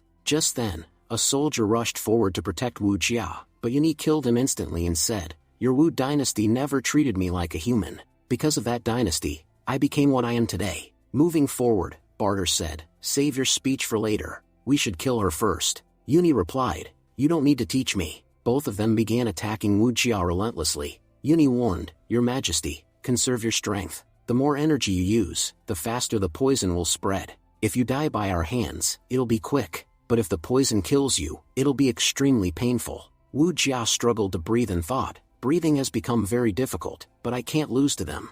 With a burst of strength, she threw both attackers back. Barter said, anyone else would already be dead from this poison. How are you still standing? He threw a dagger at her. Wenming thought, so Wu Jia has been poisoned. That's why she can't fight properly. I can't just stand here and watch her die. I have to do something. Just then, Jindu rushed forward and caught the dagger mid-air. Jindu said confidently, cheap tricks won't work on me. I've lived among horses for years. You're not faster than me. If you want to touch the Empress, you'll have to get past me first. But Barter punched him away effortlessly. Barter sneered, how dare an insect like you talk so much? The one who could save the Empress is gone. Now it's your turn. At that moment, Cece arrived and kicked Barter away. Cece shouted, how dare you attack my friend? Yuni laughed, isn't this that crazy girl, who always sticks with Wenming? Does she really think she can handle us? They attacked Cece together. She struggled to block their attacks, and with a powerful strike, Yuni sent her flying backward. Cece said breathlessly, you were hiding your strength. Yuni replied calmly, not hiding. You could say I just broke through recently. Wu Jia thought, at this point, it's extremely hard for me to protect myself. Everyone who stays here will die for nothing. Cece has to get out, or they'll kill her too. I'm going to die anyway, at least let me save everyone before I do. Wu Jia released all her energy points. She said, I've temporarily sealed the poison, but it won't last long. Cece, go now. Bring the Imperial Guards immediately. Cece hesitated, but Your Majesty, how will you handle this alone? Wu Jia replied firmly, that's an Imperial order. And take Wenming with you. Honestly, I've treated him terribly. Whenever I look into Wenming's eyes, I feel overwhelmed with guilt. If I can save him before I die, at least some of my guilt will be eased. Cece nodded. All right, I'm taking him with me. As they tried to leave, Barbarian blocked their path. He sneered. Did you think you could leave to ask for help, and I'd let you go? This is a battlefield, not a playground, Cece thought. He's an 8th level martial artist. I can't defeat him. At that moment, Wu Jia kicked him aside and shouted, Leave now, Cece yelled. Wen Ming, why are you still here? Get out, quickly. Wen Ming replied, You can call the Imperial Guards on your own. Go bring them, I have something to do first, Cece snapped. Idiot, you'll die here. But with no time to argue, she left. Meanwhile, Yun-Yi and Barter continued attacking Wu Jia. Wen Ming thought, if this continues, Wu Jia will definitely die. I can't watch her die in front of my eyes. He pleaded, Ruoyan, please help me. If we somehow defeat that barbarian, we can still win. Ruoyan replied coldly, Why should I help you? If the Empress dies, our work becomes easier. Wen Ming argued, You have no idea what will happen if Wu Jia dies. Until now, corruption and power struggles were kept in check because of her. No one dared act openly. But once she's gone, all the powerful influencers will do whatever they want. Chaos will spread throughout the empire. Forget finding the dragon vein, just surviving will become difficult. But if we help save her, my respect in the palace will rise even more, and searching this place will become much easier for me. Ruoyan says, All right, I know you won't agree so easily. I can read your thoughts. I know how important the little Empress is to you. But remember this, I'm helping you here only because of the dragon vein. If it weren't for that, I would never do this. Wen Ming replies, Yes, please help me just this once. On the other side, Barter attacks and says, Empress Wu Jia, you truly are an extraordinary talent. But unfortunately, because of this talent, you've turned even your own people into enemies. Don't become so perfect that you start hurting others' eyes. Wu Jia responds coldly, Even if I die here, I'll take you both down with me. With a dragon push, she knocks both of them backward. Coughing up blood, Barter thinks, What is going on here? The poison should have already spread through her entire body. Breathing itself should be painful for her. Yet even in this condition, she's releasing such tremendous power. If she hadn't been poisoned, she would have killed both me and Yun-Yi in under a minute. Because of overusing her power, Wu Jia's condition worsens. Standing up, Yun-Yi says, I must admit, Empress, your martial talent is truly remarkable. If I hadn't broken through a few days ago, I wouldn't have been able to stand against you. Wu Jia thinks his power presence has completely changed. He's clearly at the 9th rank now. She says, Yun-Yi, you're just a eunuch. Why do you even want power? Yun-Yi replies, That's true, I am a eunuch, but I won't remain one forever. Once I master my technique, I'll be able to regenerate any part of my body. And when that day comes, this throne will be mine. Suddenly, Wen Ming appears behind him and says, An old eunuch dreaming of becoming an emperor? That sounds ridiculous. That's exactly why you have to die here. He strikes Yun-Yi with a powerful punch. Yun-Yi shouts angrily, You bastard, didn't you call me your godfather? Is this how you treat your godfather? Wen Ming replies bitterly, I don't know why, but everyone I accept as a father turns out to be a traitor. Just like my real father, you're a traitor too. Shocked, Wu Jia asks, Wen Ming, you know martial arts? Wen Ming says, We'll talk about that later. Right now, finishing off this bastard is what matters. Wu Jia warns, but he's at the 9th rank. Wen Ming responds calmly, You're right, but after being injured this badly, he can't use his full power.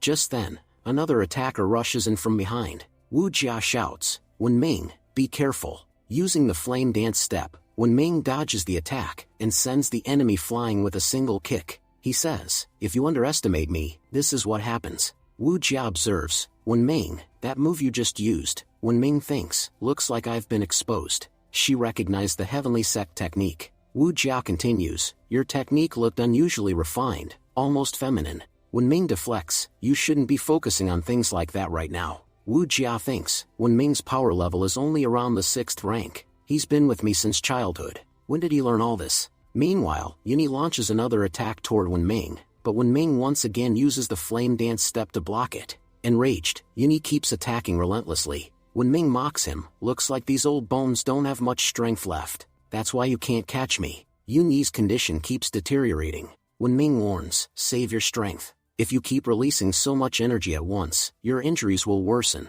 Turning toward the ministers, Wen Ming shouts, And you ministers, are you only good at talking big? The Empress's life is in danger, and you're just standing there watching. Help us now, or I'll make sure you're not even fit to be palace cleaners later. The ministers whisper among themselves, He's right. If we want to keep our positions, and earn some credit, we have to act. Wen Ming advances and declares, Yun-Yi, you betrayed this nation. That was your biggest mistake. Yun-Yi replies, I knew my plan wouldn't succeed this easily. That's why I brought this with me. The ministers gasp. What is that in his hand? A walnut? Is he seriously eating a walnut during a fight? Wenming scoffs. What's wrong, Yuni? Have you finally lost your mind? Yuni says calmly, the Yu family put in a lot of effort to bring me and Walnut together. But today, I'll have to sacrifice everything. He crushes the walnuts in his hand. Everyone starts murmuring in confusion. What kind of light is that? What did this eunuch hide inside Walnut? Stunned, Wenming blurts out, don't tell me, those are his balls? The ministers gasp in unison.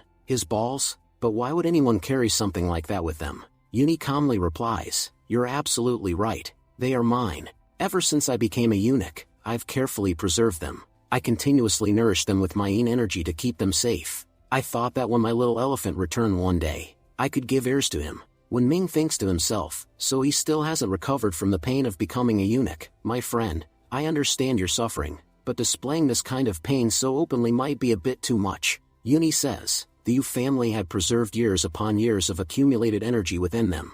After storing such immense power for so long, we had come incredibly close to success. But it seems, if I want to protect the future of the family, I'll have to sacrifice them. Dying would be worse. I might as well become a eunuch emperor. As he crushes the balls, a terrifying surge of energy explodes outward. Yuni declares, no one will survive this. With this power, I'll destroy everyone. Wenming thinks, so this is the power of his balls. He's far stronger now, far beyond me. But at least the ministers are still here to help. He turns around, only to see that all the ministers have already fled.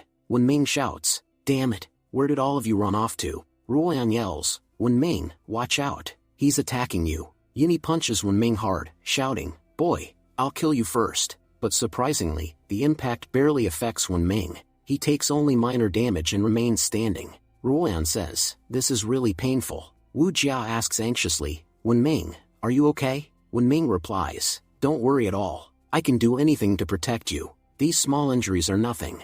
Ruoyan warns, be careful. He has become much stronger than before. Wenming adds, his speed has also increased a lot. I don't know how long we'll be able to hold him back. Yuni says mockingly, what happened? Why aren't you attacking?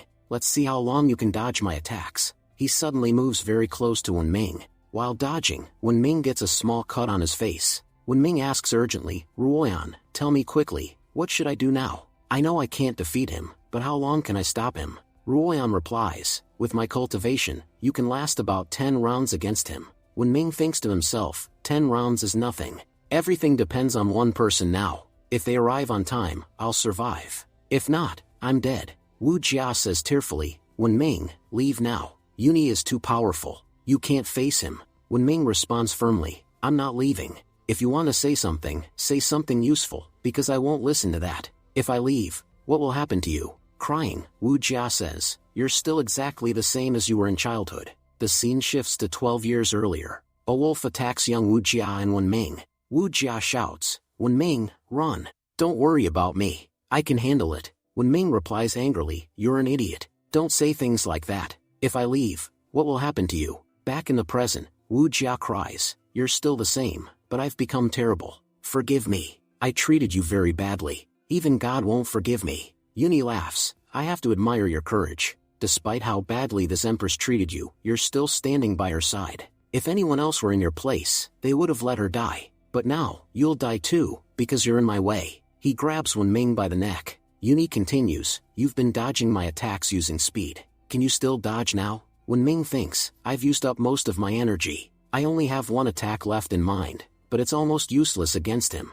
Still, I have to try. He punches behind Yuni's legs. Yuni scoffs, how did you even think that would work on me? Are you trying to insult me before you die? Wenming replies calmly, I know you've got nothing left. I saw you sacrifice your balls. I was just giving you something extra, something that'll give you explosive energy. He sticks a bomb onto Yuni. The explosion sends Wenming flying backward. Wu Jia cries out, Wenming, are you okay? What attack was that? It was incredibly powerful. Wenming answers, it's called chemistry. I can create many things with it. He thinks to himself, good thing I was good at science in my previous life. While searching for dragon veins, I found potassium nitrate and other materials, which helped me make a crude bomb. I planned to use it to escape, but I had to use it here. Seeing Yuni stand up again, Wenming was shocked. How is he still alive after such a huge explosion? Yuni roars, I'll kill everyone here. At that moment, Cece arrives shouting, "Imperial Guards, fire!" Arrows rain down, severely injuring Yuni. When Ming dodges a few arrows and mutters,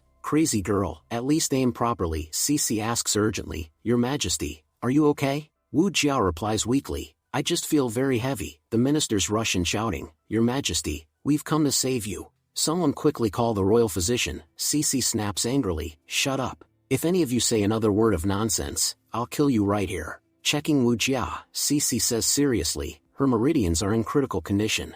The poison has started affecting her internal organs. When Ming thinks in shock, Wu Jia is going to die. Nearby, Yuni thinks bitterly, "I was just one step away. How could I lose at the last moment?" The scene shifts again, to the past, when Yuni left his village for the capital at age 20. He tells his mother confidently, "Don't worry, I'll pass the exam this time." Arriving in the capital, he thinks, "This place is amazing, so different from my village." A man knocks him down with a horse and sneers, "The road is for horses, trash should stay to the side." Yuni vows angrily, "Once I become an official, I won't spare you." On exam day, he thinks confidently, "These questions aren't that hard. I studied properly. No one can stop me from passing."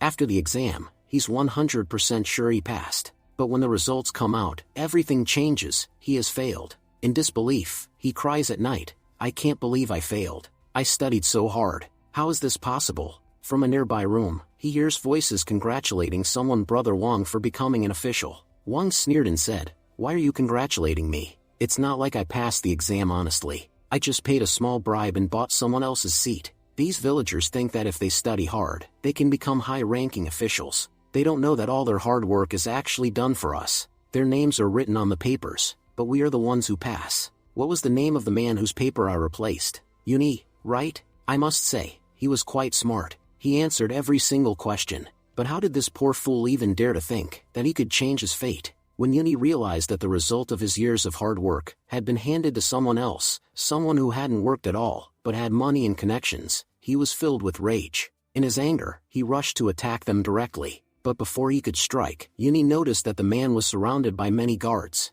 and because of that, Yuni was easily defeated. Wang laughed and said, "So you're Yuni? What an interesting coincidence that we've met. I would have killed you, but I'm in a good mood today, so I'll only break your third leg." Saying this, he brutally beat Yuni and left. Wang's friends asked, "Boss, are you really going to let him go?" Wang replied, "Yes, I'm sparing him. How dare a poor man try to compete with the rich? I'll give him a punishment worse than death. His entire family will die because of him." When Yuni, exhausted and broken, finally returned home, he froze at the sight before him. His entire family had been slaughtered. Even though he knew exactly who was responsible, he could do nothing. Years of hard work had only led to the death of his family. At that time, he couldn't understand what he had done wrong. Was dreaming of a better life, despite being poor, really a crime? Only one thought remained in his mind: all of this happened because of the dynasty. If there had been no corruption, exam papers would never have been swapped, and his family would never have died so unjustly. That was why he abandoned his pride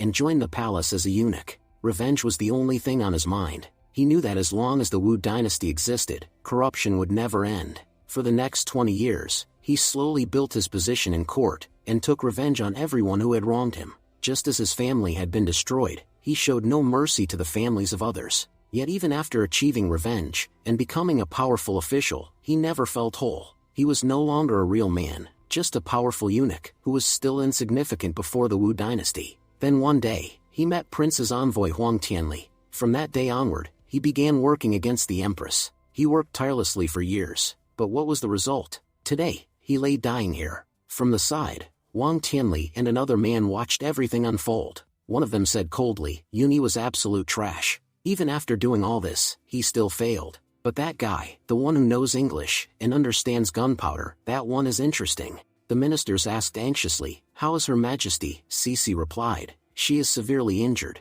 If my master were here, she could definitely save her. But my master lives far away. Even if she leaves immediately, it will take a long time to arrive. I'm afraid Her Majesty doesn't have that much time." When Ming thought to himself, "Is Wu Jiao really going to die?" Ruoyan spoke up, "I can save her." When Ming asked, "Why would you do that?" Ruoyan replied, "You were right. If Wu Jia dies, Barbarian and the prince will rule the capital. If they take over, life for ordinary people will become even worse, and it will also take us much longer to find the dragon vein.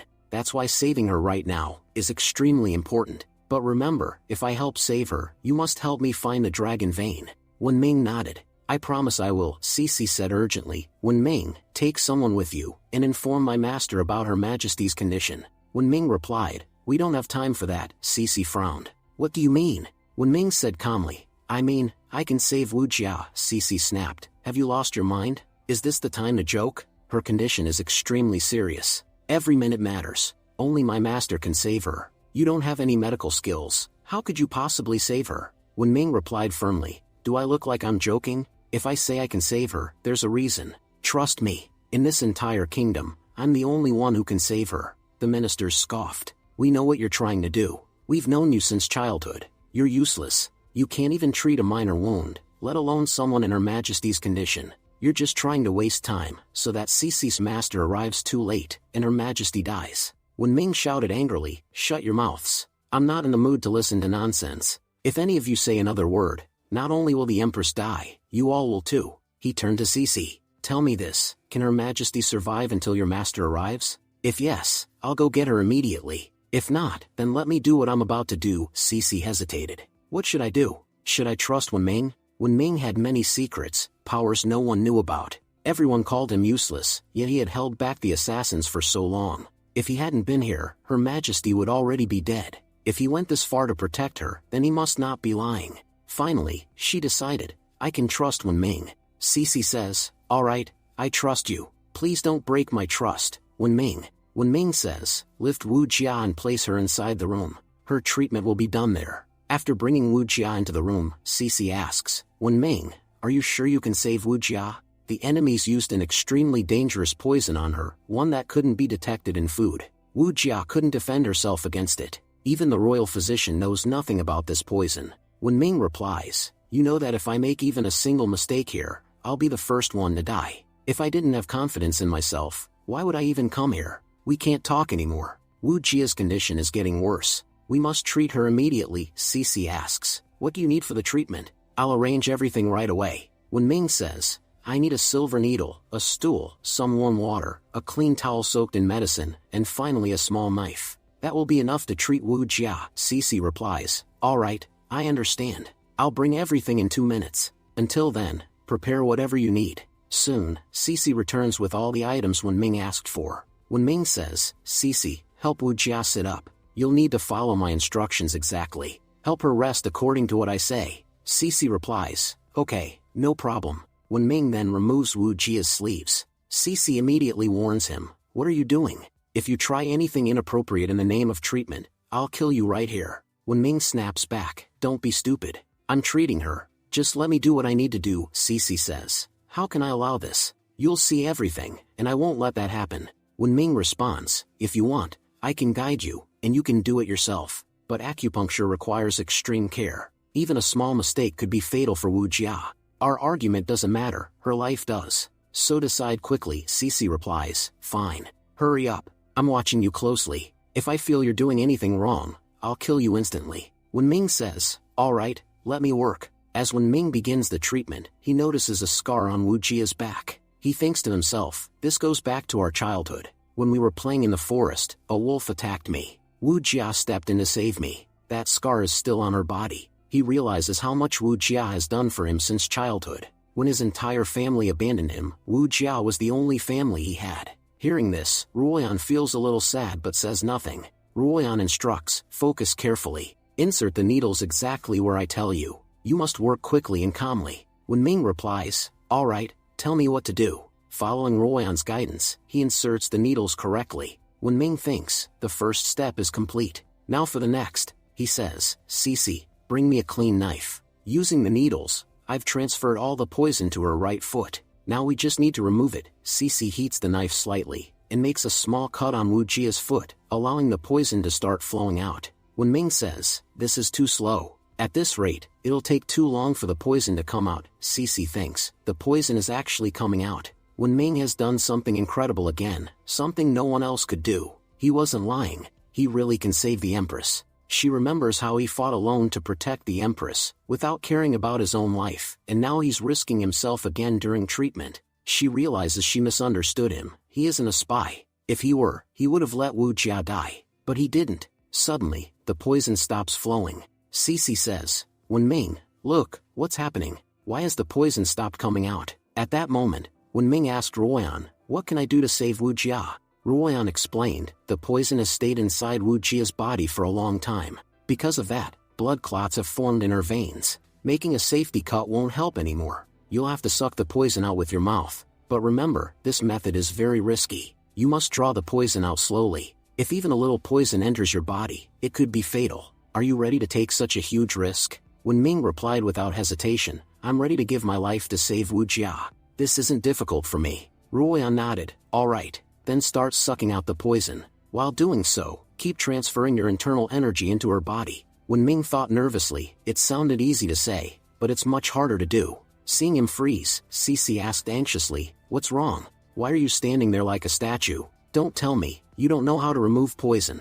Wenming replied, no, that's not it. The blood inside Wu Jia's body has coagulated, because the poison has settled deep inside her. That's why cutting her skin won't work. Cece panicked, then tell us quickly, what do we do? If the poison doesn't come out, things could turn very bad.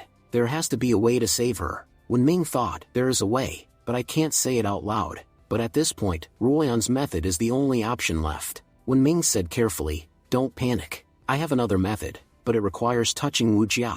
Promise me you won't accuse me of anything afterward, Cece demanded. What method are you talking about? Wenming took a deep breath. I'll pull the poison out of Wu Jia's body, with my mouth. Cece was shocked. What? Absolutely not. If you suck out the poison, it could affect you too. And besides, the Empress's body is sacred. I can't allow anyone to touch her like that. At that moment, Wu Jiao began coughing up blood. Wenming thought, her condition is getting worse. Ruoyan said coldly, I've already told you the method. If you want to waste time arguing, go ahead, but don't blame me later. Wenming sat down and said firmly, Cece, if you think I'm doing something wrong, you can punish me later. But I can't delay anymore. I don't have the courage to watch Wu Jia die. Maybe you do. If the poison reaches her heart, no doctor in the world will be able to save her. With that, Wenming began the procedure. Cece watched, embarrassed and shaken. He's really sucking the poison out, to save Wu Jia's life. Wenming didn't care about his own at all. To be honest, I used the excuse of Wu Jia's body earlier, but deep down, I didn't want anything to happen to Wenming either. This is extremely dangerous for him too. Watching him, Cece realized something painful. I was completely wrong about Wenming. What he's doing for Wu Jia, I could never do that. I doubted him so many times. Even when Wu Jia trusted him, I still ruined his life. I regret it so much. I treated a truly good man terribly. At least, once everything is over, I'll apologize to him properly. Meanwhile, as Wenming continued extracting the poison, his own condition began to worsen. Ruoyan scolded him, you idiot. I told you to do it slowly. Because of your impatience, the poison has started affecting you too. If my own life weren't at stake, I'd let you die. But to save myself, I have to save you as well. Wenming said weakly, Cece, dress Wu Jia's wound. I'll remove the needles. After pulling out the needles, Wenming sighed, it's finally done. At that moment, Wu Jia leaned toward him and said softly, Wenming, my legs hurt. Cece panicked. Wenming, what is she saying? Is she okay? Wenming reassured her, yes, she's completely fine. Earlier, the poison numbed her body, so she couldn't feel anything. Now that the poison is gone, she can feel the pain from the needles. I've done everything I needed to do. The poison has been completely removed from her body. Now the rest is up to you. I'm exhausted. I need to rest. If you need anything, call me. 3 days later, the royal physician examined Wu Jia and exclaimed, how is this possible? Even a fever doesn't disappear this quickly. In just 3 days, your body has fully recovered from the poison. Your pulse shows no trace of poisoning at all. Your Highness, may I ask, what method did Wenming use to save you? I've never even heard of such a technique. Cece scoffed. Do you know what people like you are called? The royal physician replied proudly, yes, people call me a great doctor. Cece snapped, wrong. You're nothing but a hypocrite. When Wenming was treating Wu Jia, you said his technique was useless. You even claimed his method might kill her. But now that she's fully healed, you want to know his method? Even a chameleon doesn't change colors as fast as you do. Wu Jia said coldly, so that means you question Wenming, when I was unconscious. Royal physician, what do you have to say now? When Wenming saved me, you tried to stop him. If he hadn't taken full responsibility, I wouldn't be standing here today. Tell me, what punishment do you deserve? The royal physician immediately fell to his knees. Your Majesty, please forgive me. I was extremely anxious about your safety, and my judgment was clouded. Wu Jia said, Cece, give the royal physician whatever punishment you think is appropriate. Cece replied coldly, looking at you, it seems you studied secretly behind the academy. Go back and study properly for another 10 years. Until then, your title of royal physician is revoked. Panicking, the physician said, yes, I'll study properly from now on. Cece then said to Wu Jia, don't let these idiots ruin your mood. You've just recovered. Getting angry is bad for your health. Wu Jia asked, Cece, how exactly did Wenming heal me? Honestly, I didn't even know he had such incredible healing techniques. Cece replied, Your Majesty, it's a very long story, and to be honest, it'll sound quite strange.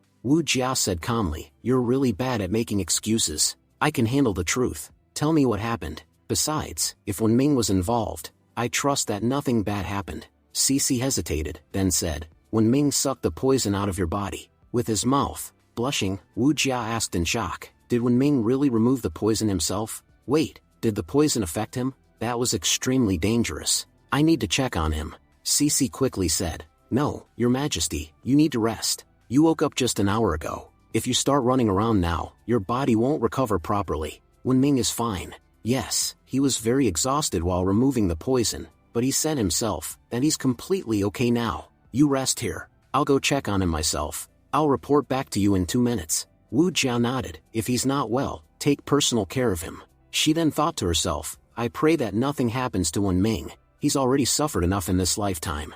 If anything else happens to him, I won't be able to handle it. Cece entered the kitchen, thinking, I doubted Wenming until the very end. If I go and apologize directly, it'll feel awkward. I'll do this instead. I'll cook something special for him with my own hands. That way, I can apologize naturally. Wenming, you're really lucky. The greatest genius in the world is cooking for you personally. You're the first person ever to eat my handmade food. But when she looked around, she realized all the spices were gone. There's nothing left. What am I supposed to cook with? Then she remembered a very special spice her master had given her. Her master had said, only use this spice for people who are truly special. It greatly increases the other person's power. Cece thought, well, Wenming isn't really that special, and it's not like I like him or anything, but he helped me so much, so I guess I can use it for him. Besides, master said it increases power. Helping him recover right now wouldn't hurt. On the other side, Wenming was lying in pain. I've been sleeping for 3 straight days, but the pain inside my body just won't stop.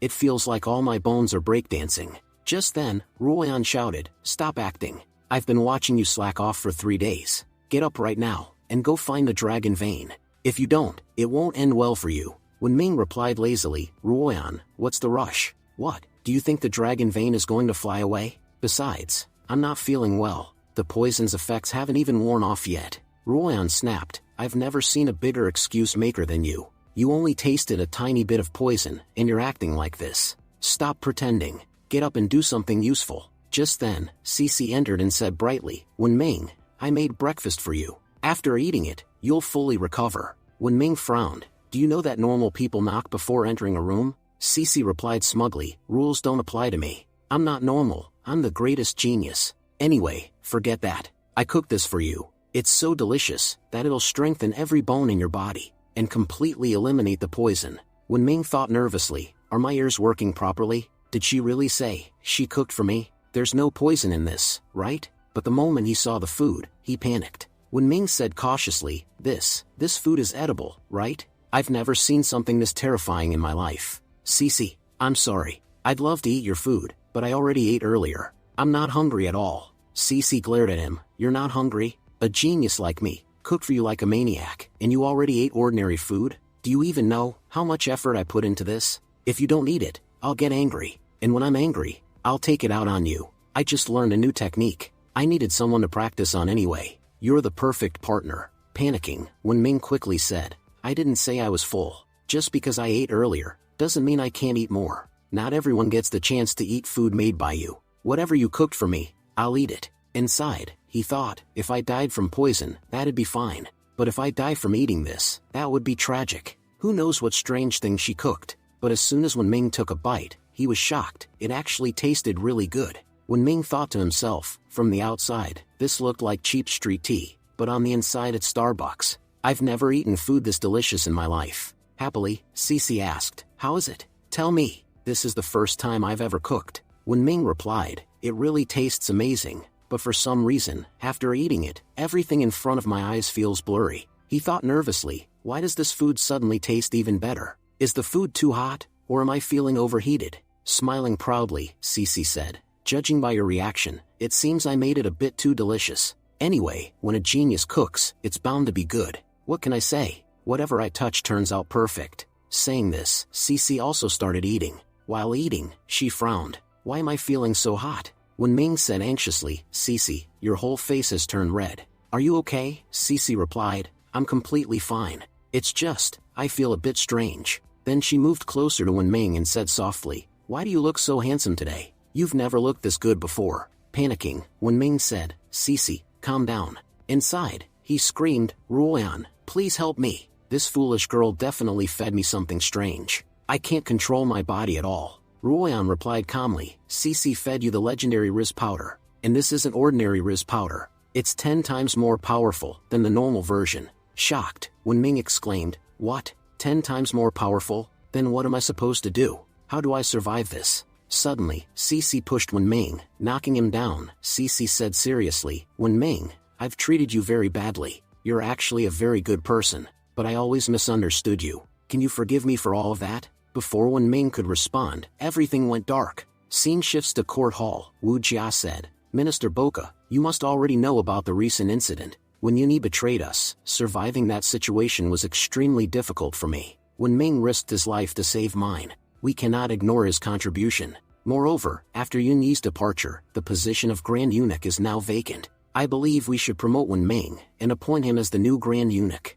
I trust that he will manage palace affairs perfectly. Minister Boca was stunned. Promote Wen Ming to Grand Eunuch? Is this that bastard's plan, to stay close to the Empress, gain her trust, and slowly climb to the top? If he becomes Grand Eunuch today, he'll become Prime Minister tomorrow. I can't let this happen. Boca said aloud, Your Majesty, what Wen Ming did was truly commendable. He certainly deserves a reward. Wu Jia replied, Very well, I will issue the decree. Boca hurriedly added, But Your Majesty, please reconsider the incident carefully. According to my sources, Wen Ming has connections with the Heavenly Lotus sect. Shocked, Wu Jia said, The Heavenly Lotus sect? Are you accusing Wen Ming of treason? You're saying he's colluding with the Heavenly Lotus sect? Minister Boca, do you realize what you're saying? A man who just saved my life is being accused of treason? Calling the Empress's savior a traitor is a grave crime. If you have no evidence, you'll face serious consequences. Boca replied calmly, I'm not foolish enough to make accusations without proof. This dagger is my evidence.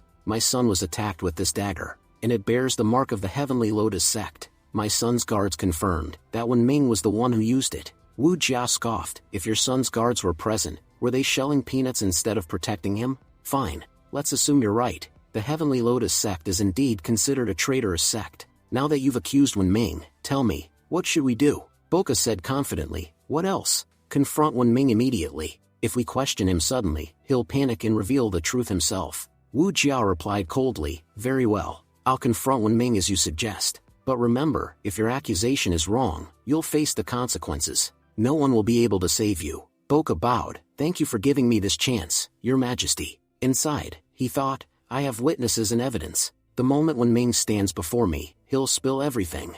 Messing with my son was the biggest mistake of your life. Scene shifts to Wen Ming's room. Wen Ming woke up groaning. My head is spinning. I never should have trusted Cece. Eating her food was a huge mistake. But, what happened after that? Wait, did I do something with Cece? I need to get out of here before she wakes up. Otherwise, she'll find out the truth about me. Just as he was about to leave, someone knocked on the door. Wu Jia's voice came from outside. Wen Ming, are you inside? Outside, Minister Boca said confidently, Your Majesty, I'm absolutely certain that Wen Ming is connected to the Heavenly Lotus sect. Wu Jia replied coldly, You'd better hope you're right. Otherwise, things won't end well for you. She knocked again. Wen Ming, are you inside? Answer me. Panicking, Wen Ming thought, if Wu Jia finds out what I did with her friend, she'll literally turn me into a eunuch. What do I do now? Ruoyan said calmly, It's fine. I can treat you like a sister. Wen Ming snapped, Ruoyan, this is not the time for jokes. Do you have any plan to save me or not?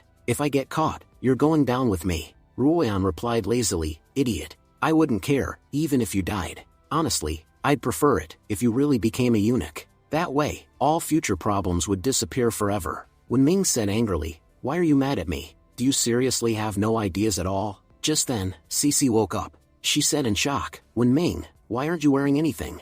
Then she looked at herself and screamed, "Why am I not wearing anything either? You pervert! What did you do here?" Wen Ming whispered urgently, "Quiet. Wu Jia is standing outside. If she sees us like this, we're both dead. And on top of that, this isn't my fault at all. This is entirely your fault." Cece punched Wen Ming and shouted, "You're not getting away with this." As Wen Ming saw the punch coming, he thought, was her punch always this slow? She's moving way too slowly. Or maybe, my reflexes have become much faster than before. Grabbing Cece's wrist, Wen Ming said seriously, "I don't have time to explain right now. Just understand this, everything that happened here was because of your food. But Wu Jia won't understand that. If you attack me here, I'll clearly tell Wu Jia that everything happened because of you. And once the food is tested, the truth will come out anyway. If I get dragged into this mess, I'm taking you down with me." Pulling her hand away, Cece said reluctantly, "Fine. Do whatever you want, but no one must find out about this." Wen Ming thought to himself, "No one can find out.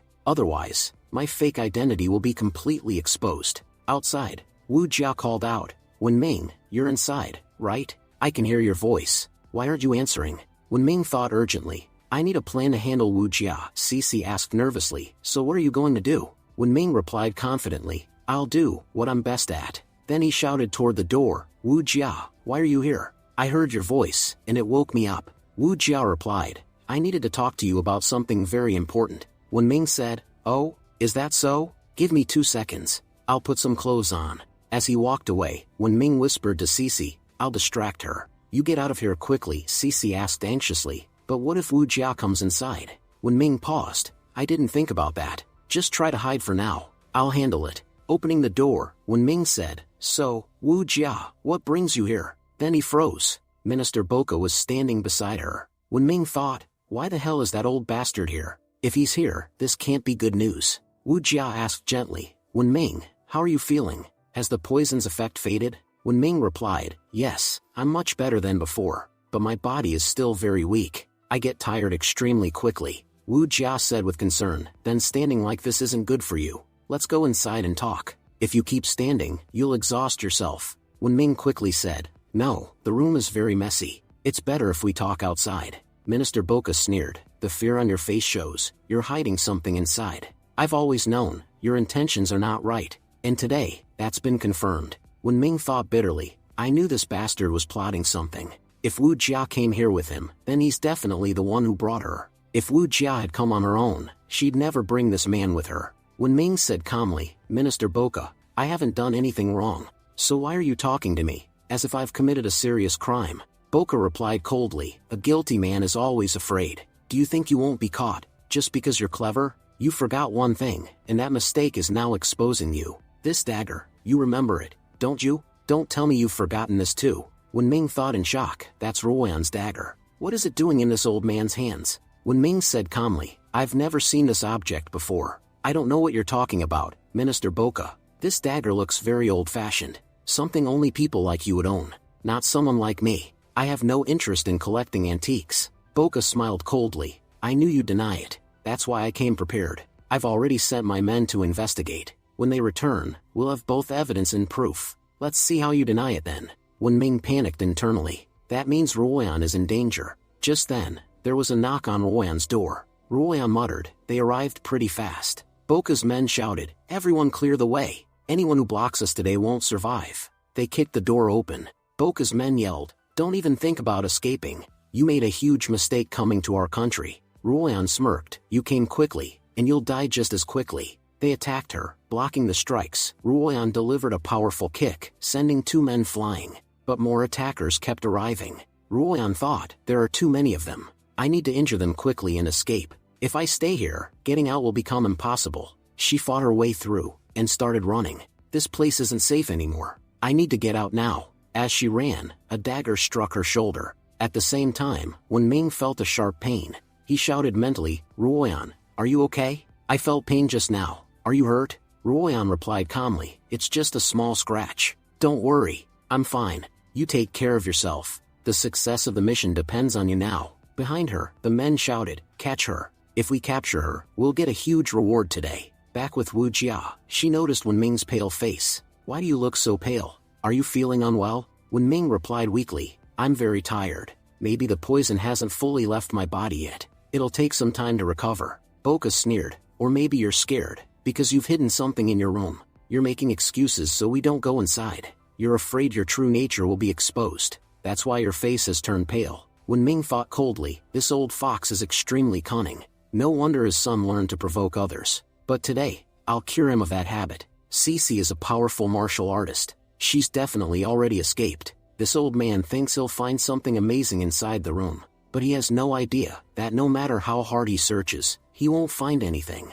I'll let him check, and then I'll see how humiliated he becomes. Wen Ming says calmly, Lord Boca, it seems you're confident that I'm doing something wrong. If you're so suspicious of my room, then go ahead and check it yourself. I stopped Wu Jia from entering because the room is messy. She isn't used to dirty things, but you people are used to filth and disgusting things, aren't you? So go ahead, check it. Boca replies coldly, I will definitely check. If I don't, how will your true nature be exposed? Even if everyone here trusts you, Wen Ming, I know that the son of a traitor will always be a traitor. Today, I'll expose you and show everyone how capable I am as a minister. Your Majesty, may I inspect this room? Wu Jia responds, fine. I grant you permission to check. Wen Ming adds sarcastically, be careful, Lord Boca. My room is very dirty. Don't slip and fall. And don't blame me later for not warning you. Boca sneers, people who live among the clouds are never afraid of falling to the ground. Although I stand on the ground, my mind is in the sky. No one can make me fall. Just then, Wen Ming deliberately drops food on the floor. As soon as Boca steps on it, it bounces up and smears across his face. Boca shouts, what is this filthy thing? What just hit my face? Wen Ming feigns concern, how did something from the sky fall to the ground? Lord Boca, are you alright? At your age, a fall can damage your back. I warned you earlier, this room is full of trash. But you didn't listen. My maid brought food earlier, and accidentally dropped it. I forgot to clean it. I didn't know it would knock down such a lofty man. Boca stares at the food, shocked. Is this food? At the same time, he feels something strange about it. Wu Jia watches in confusion. What's wrong with him? Why is he muttering like this? Wen Ming thinks to himself, so the medicine really worked, even on him. Under the medicine's influence, Boca starts hallucinating. He sees a woman standing where a tree is, beckoning to him. Chasing the tree, Boca shouts, Beauty, stay right there. I'm coming for you. Wen Ming watches in disbelief. How can someone behave this stupidly? Father and son, both are shameless lechers. Boca begins licking the tree. You're so beautiful. I knew there were beauties like you in the capital. The onlookers whisper, what's wrong with Lord Boca? Has he lost his mind? Why is he licking a tree? Such behavior in front of the Empress is extremely rude. Wen Ming adds loudly, the Empress is standing right here. He's shown absolutely no respect. How dare he behave like this before Her Majesty? Angrily, Wu Jia declares, behaving so disgracefully in broad daylight does not suit a minister. It seems there are corrupt ministers in my court. Guards, what are you staring at? Take him away. Call the royal physicians and examine his mind. What nonsense is he doing in public? Boca struggles, shouting, no one can separate me from this beauty. My work hasn't even started yet. Please, let me begin. Wen Ming says calmly, Wu Jia, calm down. This father and son are clearly insane. There's no point wasting time on them. It seems this minister has overworked himself and lost his senses. Anyway, let's move on. I swear I have nothing to do with Heavenly Lotus sect. This dagger is not mine, and I don't recognize it. I will never betray you. Wu Jia replies, I already knew that, but because of that shameless minister, I had to come here. Don't worry, after today, you won't be troubled over this matter again. She continues warmly, Wen Ming, there's something I want to say. You stopped the northern barbarians. That was a great achievement. You truly deserve a reward. Wen Ming boasts slightly, everything I do for you is my duty. Even if I had to give my life protecting you, I would do so gladly. Privately, Wen Ming thinks, so I'm getting a reward. Let's see what kind of reward Wu Jia gives me. Wu Jia announces, from today onward, I appoint you as Grand Steward. All internal palace affairs will be under your control. Except for high-ranking ministers, everyone must obey your commands. Hearing this, Wen Ming was visibly shaken. Wu Jia asks, what's wrong? Why do you look worried? Don't you want this position? Wen Ming quickly replies, no, I accept this imperial decree. Thank you very much for granting me this post. Scene shifted. Prince Wu speaks angrily. All that planning and scheming was useless. Wu Jia survived in the end. What did we even gain from all this? Huang Tianli responds calmly, my lord, please don't be angry. It's true our main objective failed, but that doesn't mean we gained nothing. We discovered someone very interesting. One man alone could greatly help us in the future. Prince Wu asked sharply, Huang Tianli, who are you talking about? Tianli replies, Your Highness, I'll hide nothing. The reason our entire plan failed was because of one man. His name is Wen Ming. If Wen Ming hadn't interfered, our plan would never have failed. Yuni would have gone all out and killed Wu Jia. But that bastard Wen Ming appeared and saved her. Prince Wu freezes. Wen Ming, I remember him. He's the son of the Northern Marquis, isn't he? Tianli nods. Yes, you're correct. When Yuni attacked, I was there. I saw Wen Ming's strength with my own eyes. In terms of power, he was no weaker than Yuni. Prince Wu snaps. Do you even understand what you're saying? You're talking as if I don't know Wen Ming. He's never trained in martial arts. How could someone with no martial training rival such power? Tianli responds, that's what I heard as well. At the time, even Wu Jia said she knew nothing about Wen Ming's strength. That's what made him suspicious. Why would Wen Ming risk his life to save the princess? His father already committed treason and fled with the entire family. So why leave one son behind to die? Wen Ming staying here doesn't make sense. But one thing is clear now. The Northern Marquis did not betray the Empire. If he had, his son wouldn't risk his life to protect the Empress. And if the Northern Marquis had sided with the rebels, why hasn't he acted yet? Everyone knows how powerful he is.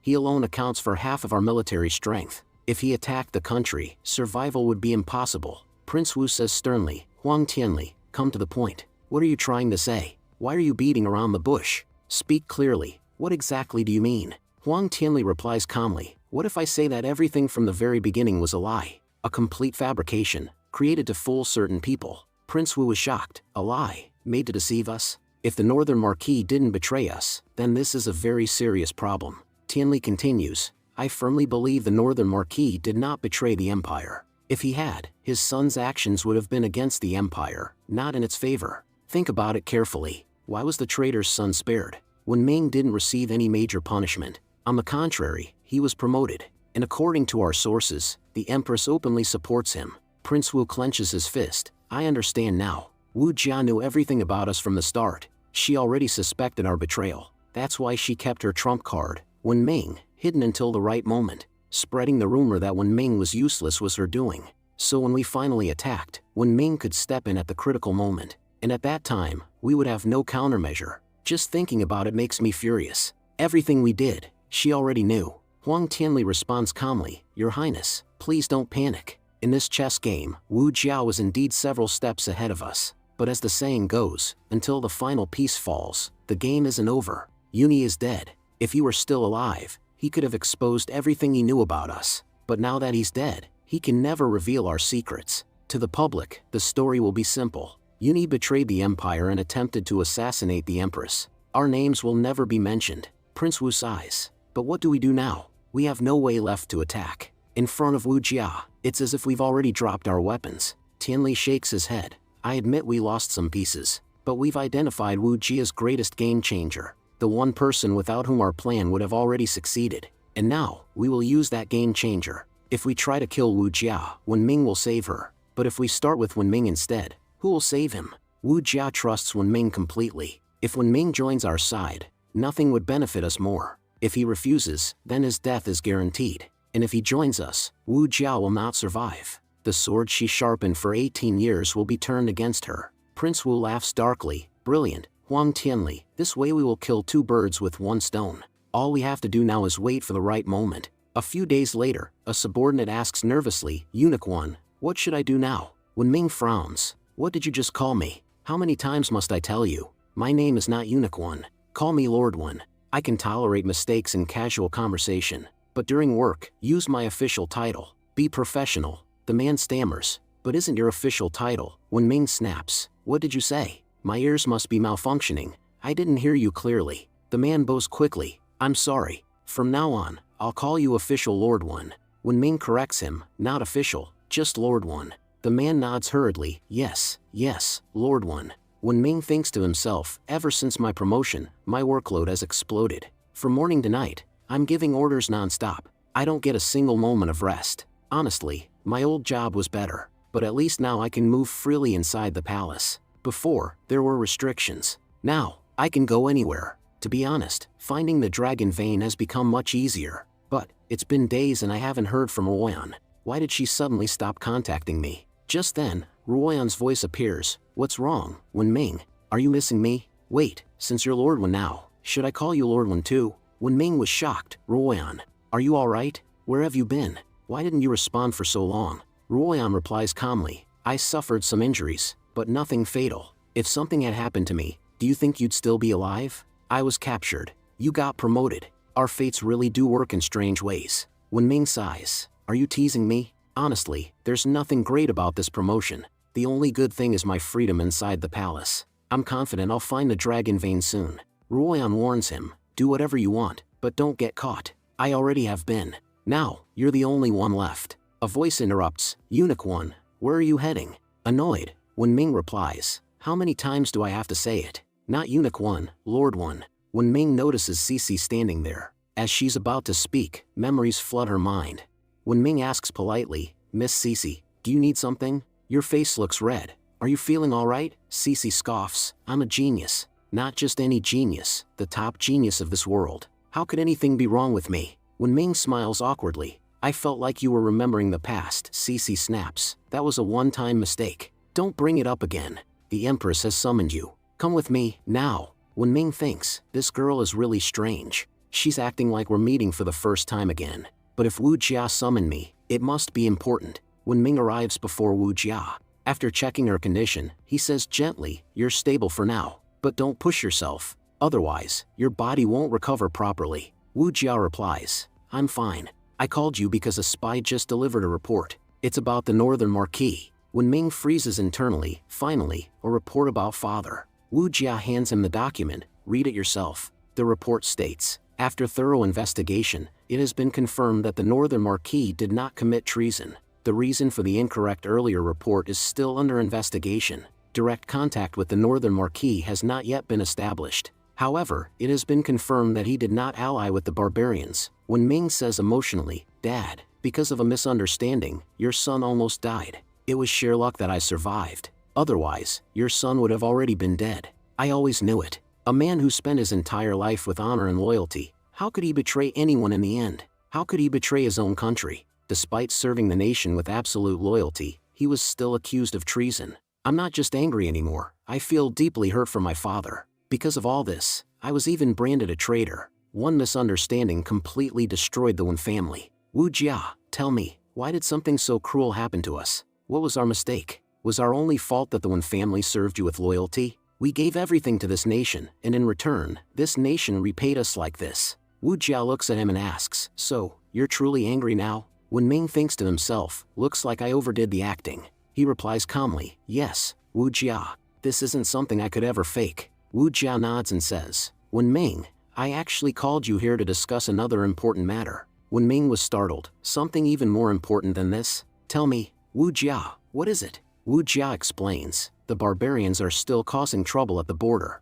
You've seen it yourself. They even sent assassins to attack us. One thing is clear now. As long as they aren't properly punished, they'll keep creating problems. To put them in their place, we must strengthen our military power. And I know only one person capable of doing that, you. I remember clearly, you used an explosive device to kill Yanni. Wenming asks cautiously, are you talking about gunpowder? Wu Jia nods, yes, exactly that. What if we turn gunpowder into military weapons? In my opinion, a single person armed with gunpowder could wipe out thousands of soldiers. This would greatly reduce the burden on our army. That's why, Wenming, I'm assigning you an extremely important task. Work together with the Tang family, and begin researching gunpowder. I want you to create powerful weapons using it. Weapons that completely change how humanity fights wars. Wenming was shocked. You want me to create weapons? Internally, he thinks, working with gunpowder is no joke. One mistake, and you don't even know how many pieces you'll explode into. If I do this, I must be extremely careful. He replies honestly, Wu Jia, to be truthful, I know nothing about weapon making. I only made gunpowder by accident. Wu Jia smiles faintly. Oh, is that so? You defeated Yanni, a 9th-rank martial artist, all by yourself. If you can defeat someone that powerful, then creating weapons is a trivial matter. I trust you, and I know you won't betray my trust. Wenming bows slightly, very well. I'll take care of it. Wu Jia stands up, good. Then I'll leave you to it. After she leaves, Wenming sighs to himself, so now I have to make weapons. But what choice do I have? I can't refuse her, she trusts me too much.